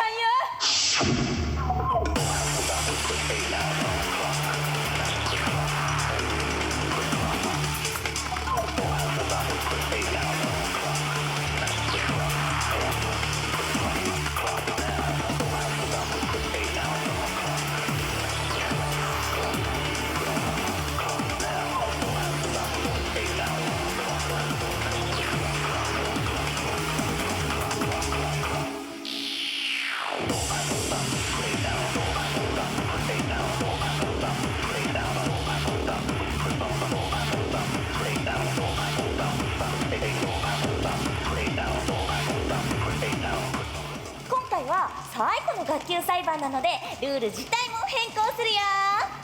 希望であるお前ら、絶望である僕、そのどちらがお仕置きされるべきか選んでもらいます。希望のお仕置きを望む投票が1票でもあれば僕の勝ちとみなして希望側にお仕置きを行います。1票でもって。安心して、僕は投票には参加しないから。にしてもおめえに有利すぎんだろ。大丈夫だよ、自分たちの処刑を選ぶなんて誰もそんなことするはずがないんだ。そっか。ついでに言っておくね。僕が勝った場合のお前らのお仕置きだけど、この学園内で穏やかに老衰してもらうというお仕置きに決定しました。それってこのままここで暮らせってこと？生き延びられたってことじゃん。違う、こんなやつの言いなりになるなんて、そんなの生きてることにならないよ。ちなみに外の世界は汚染されてるよ。ここが平気なのは物理室の空気清浄機のおかげ。なんだそりゃ。私が死んだら空気清浄機も強制停止。つまり私が処刑された時点でこの学園での共同生活は終わって、お前らは外に出ていかなければならない。絶望と死だけが存在する外の世界にね。みんな負けちゃダメだ、絶望しちゃダメだ。きっとこんな状況になったって希望だってあるはずなんだ。ちょっと待てよ、揺らめいちまったぞ。やっぱ漏水だけじゃつまんねえよな。それじゃあ視聴者も納得しねえよな。よーし決めた。お前らの中の一人だけはきっちりとド派手なお仕置きを受けてもらうぜ。そいつが誰かこっちで勝手に決めてやったぞ。苗木、おめえだ。僕、私苗木くんって嫌いだって、さっきから反抗的なんだもん。つまり苗木を犠牲にすりゃおめえらは仲良く生き残れんだよ。僕を犠牲に？そんなのって。あれ、元気がなくなったね。自信がないの？仲間を信用してないの？違う、そういうわけじゃ。赤倉君、朝比奈さん、ねえみんな。ええ、すごくいい顔です。絶望に侵食された美しい顔が並んでいます。仲間一人の絶望が命取りになるなんて、苗木にとっては最悪に絶望的な状況だな。違う。はあ？それは違うよ。もし外の世界が死と絶望だらけだったとしても、それだけじゃない、希望だって必ずあるはずなんだ。だから希望なんてねえんだよ。だったら僕たちが希望になる。はあ？みんな諦めないで、今届けるから。どうかこれを見て。親愛なる生徒諸君、私は今日をもって希望が峰学園シェルター化計画を実践し、君たちに共同生活を送ってもらうことを宣言する。この計画は我が国にとって最後の希望だ。この計画が最終的にどのような結論を迎えようが、君たちさえ絶望しなければこの計画はきっとうまくいく。この計画が希望なのではない。君たちの存在自身が希望なのだ。たとえ世界が滅びようとも、希望さえあれば世界は何度でもやり直せる。たとえどんな困難にあっても決して絶望に身を委ねるな。いつだって仲間たちを信じて前を向くんだ。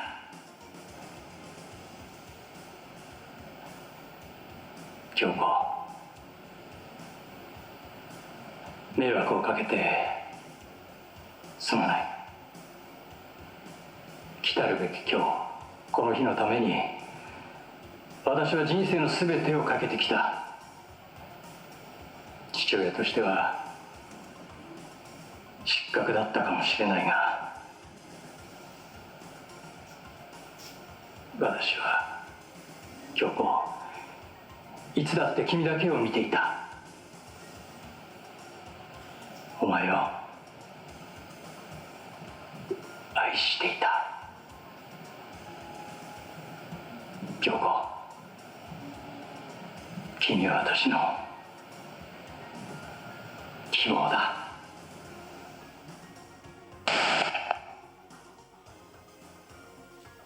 キリギリスさ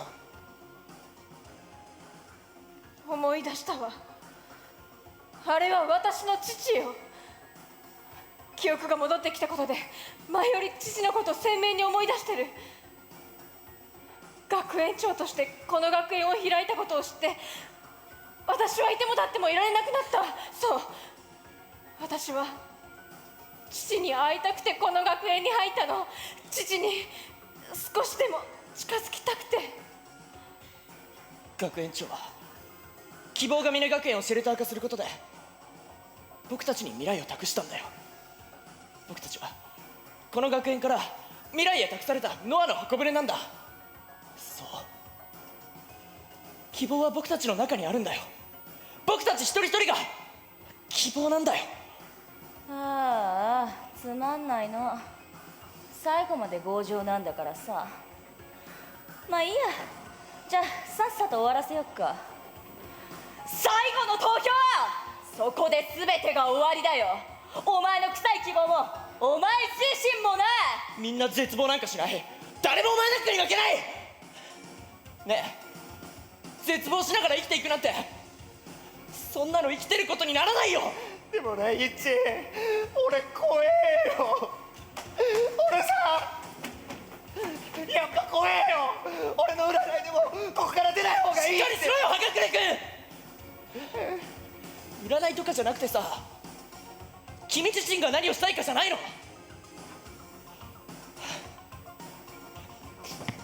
こんな場所で一生暮らしていくことが君のしたいことなのか。そうじゃないだろ。だったら進もうよ、前へ、未来へさ。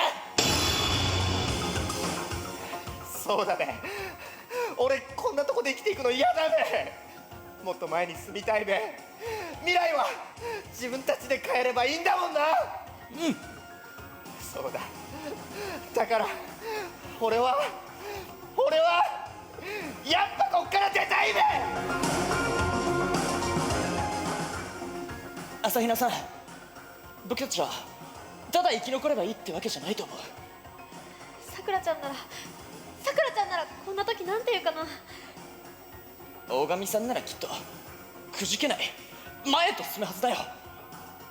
生き残った僕たちは死んでいったみんなの希望を背負ってるんだ。きっとさくらちゃんなら強さは困難に立ち向かうことでしかつかめん。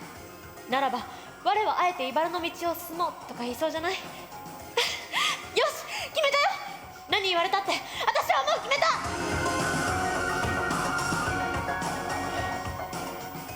戸上君、もし外の世界がめちゃくちゃになっていたとしてもやり直せばいい。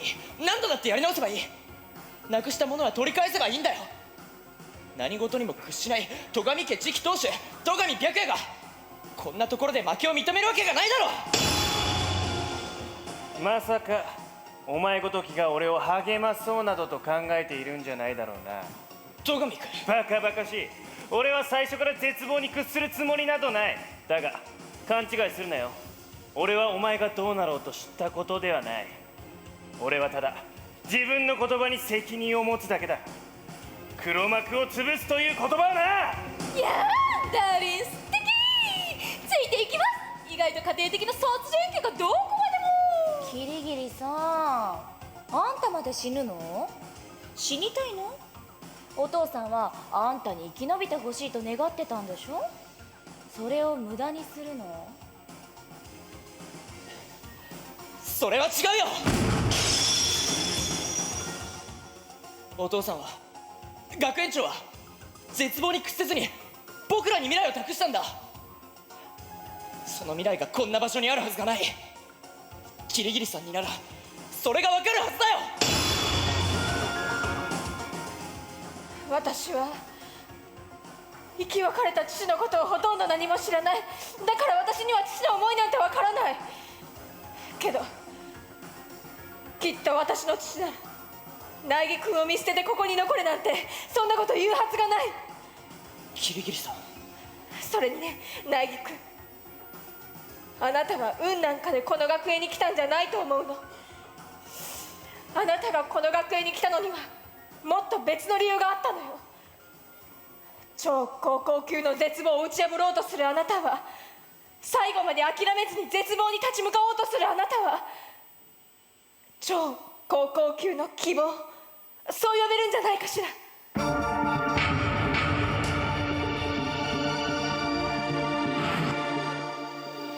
僕たちは負けない。希望がある限り負けないんだ。寒いって、寒いんだって。お前らの顔つきも、お前らの言葉も、お前らのやりとりも、寒い寒い、そんなん流行ってないんだって。僕はエリートでもないし、外には絶望だけだ。希望なんて言われる大それた存在じゃないけど、気持ち悪い。でもそれでも僕は諦めたりしない。絶望に侵されろ。捨てたりしない。絶望なんかしない。ふざけろ希望。だって前向きなのが知りたいのですか？僕の唯一の取り柄なんだ。大嫌いクマ。何があろうと僕たちはここから出る。これで終わりのようだな。では投票タイムだ。スイッチで投票すればいいんだべ。じゃあ押したよ。終わらせましょう。学級裁判この殺し合いを私たちの手で。ああ、うざいうざいうざいうざいうざいうざい。ダサいダサいダサいダサいダサいダサい。明日に絶望しろ、未知に絶望しろ、思い出に絶望しろ。辛くても怖くても僕たちは前に進む。それが希望なんだ。希望は前に進むんだ。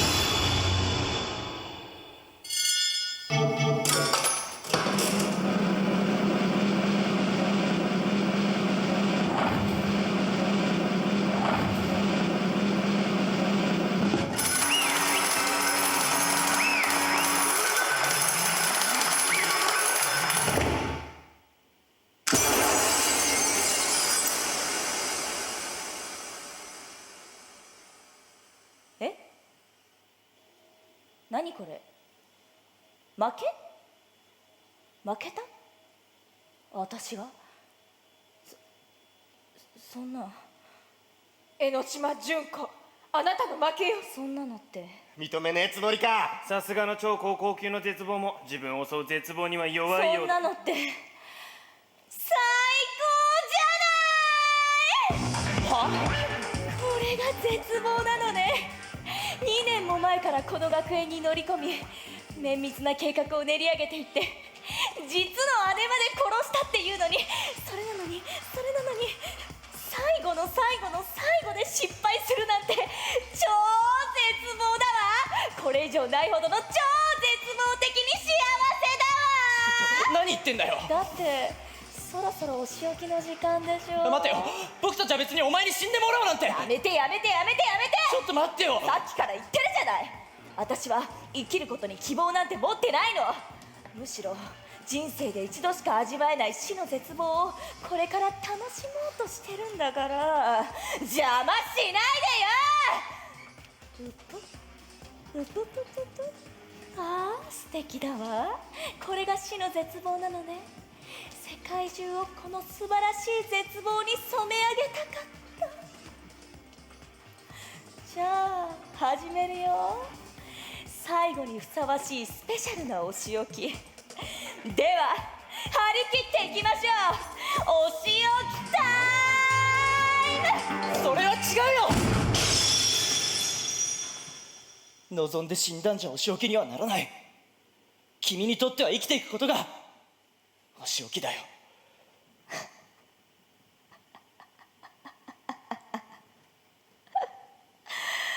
本当に絶望的ね。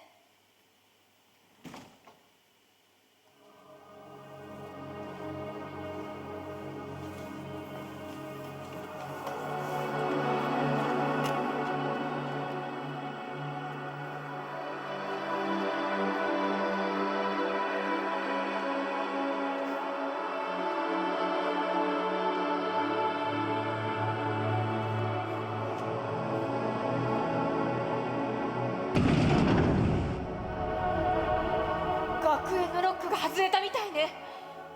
やっぱ俺どっかで期待してるかも。世界の滅亡とかそんなの全部嘘でよ。このドアの向こうはいつも通りの変わらない平和が待ってるんじゃないかって。もしこの扉の向こうがどんな世界になっていたとしても、そこが僕たちの世界なんだよ。僕たちは前を向いて生きていかなくちゃいけないんだ。心配いらないって。白夜様に何かあったらこの自作のナイスバッシュ。あれ学級裁判は？くしゃみということは深ワッチ。黒幕は誰？もう全部終わったよ。今からみんなで学園を出るの。外に出られるの？そして白夜様と結ばれて、そして玉のような赤子を授かるの。やめろ、おぞましい。俺にはやることがあるんだ。戸上家の復興、それは世界の復興を意味する。私はとりあえずドーナツ屋に行くよ。後のことは後で考える。たとえ外の世界が絶望に染まっていたとしても希望の色に変えてみせる。私はむしろ楽しみよ。さあ行きましょう。これってやっぱ卒業なのかな。じゃあ開けるよ。希望と絶望の扉を。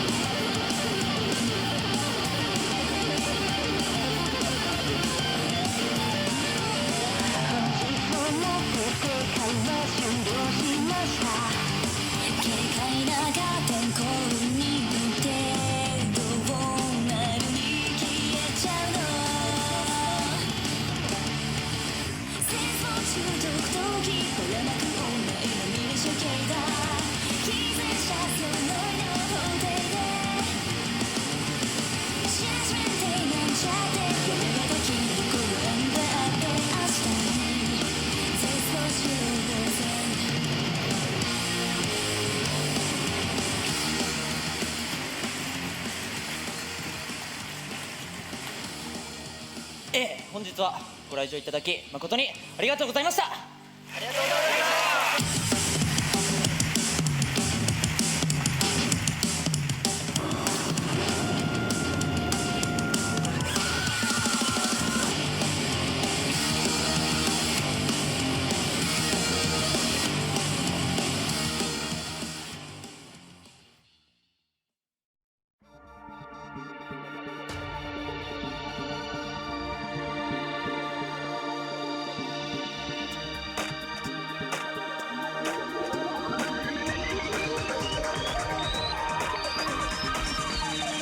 だんだんあんた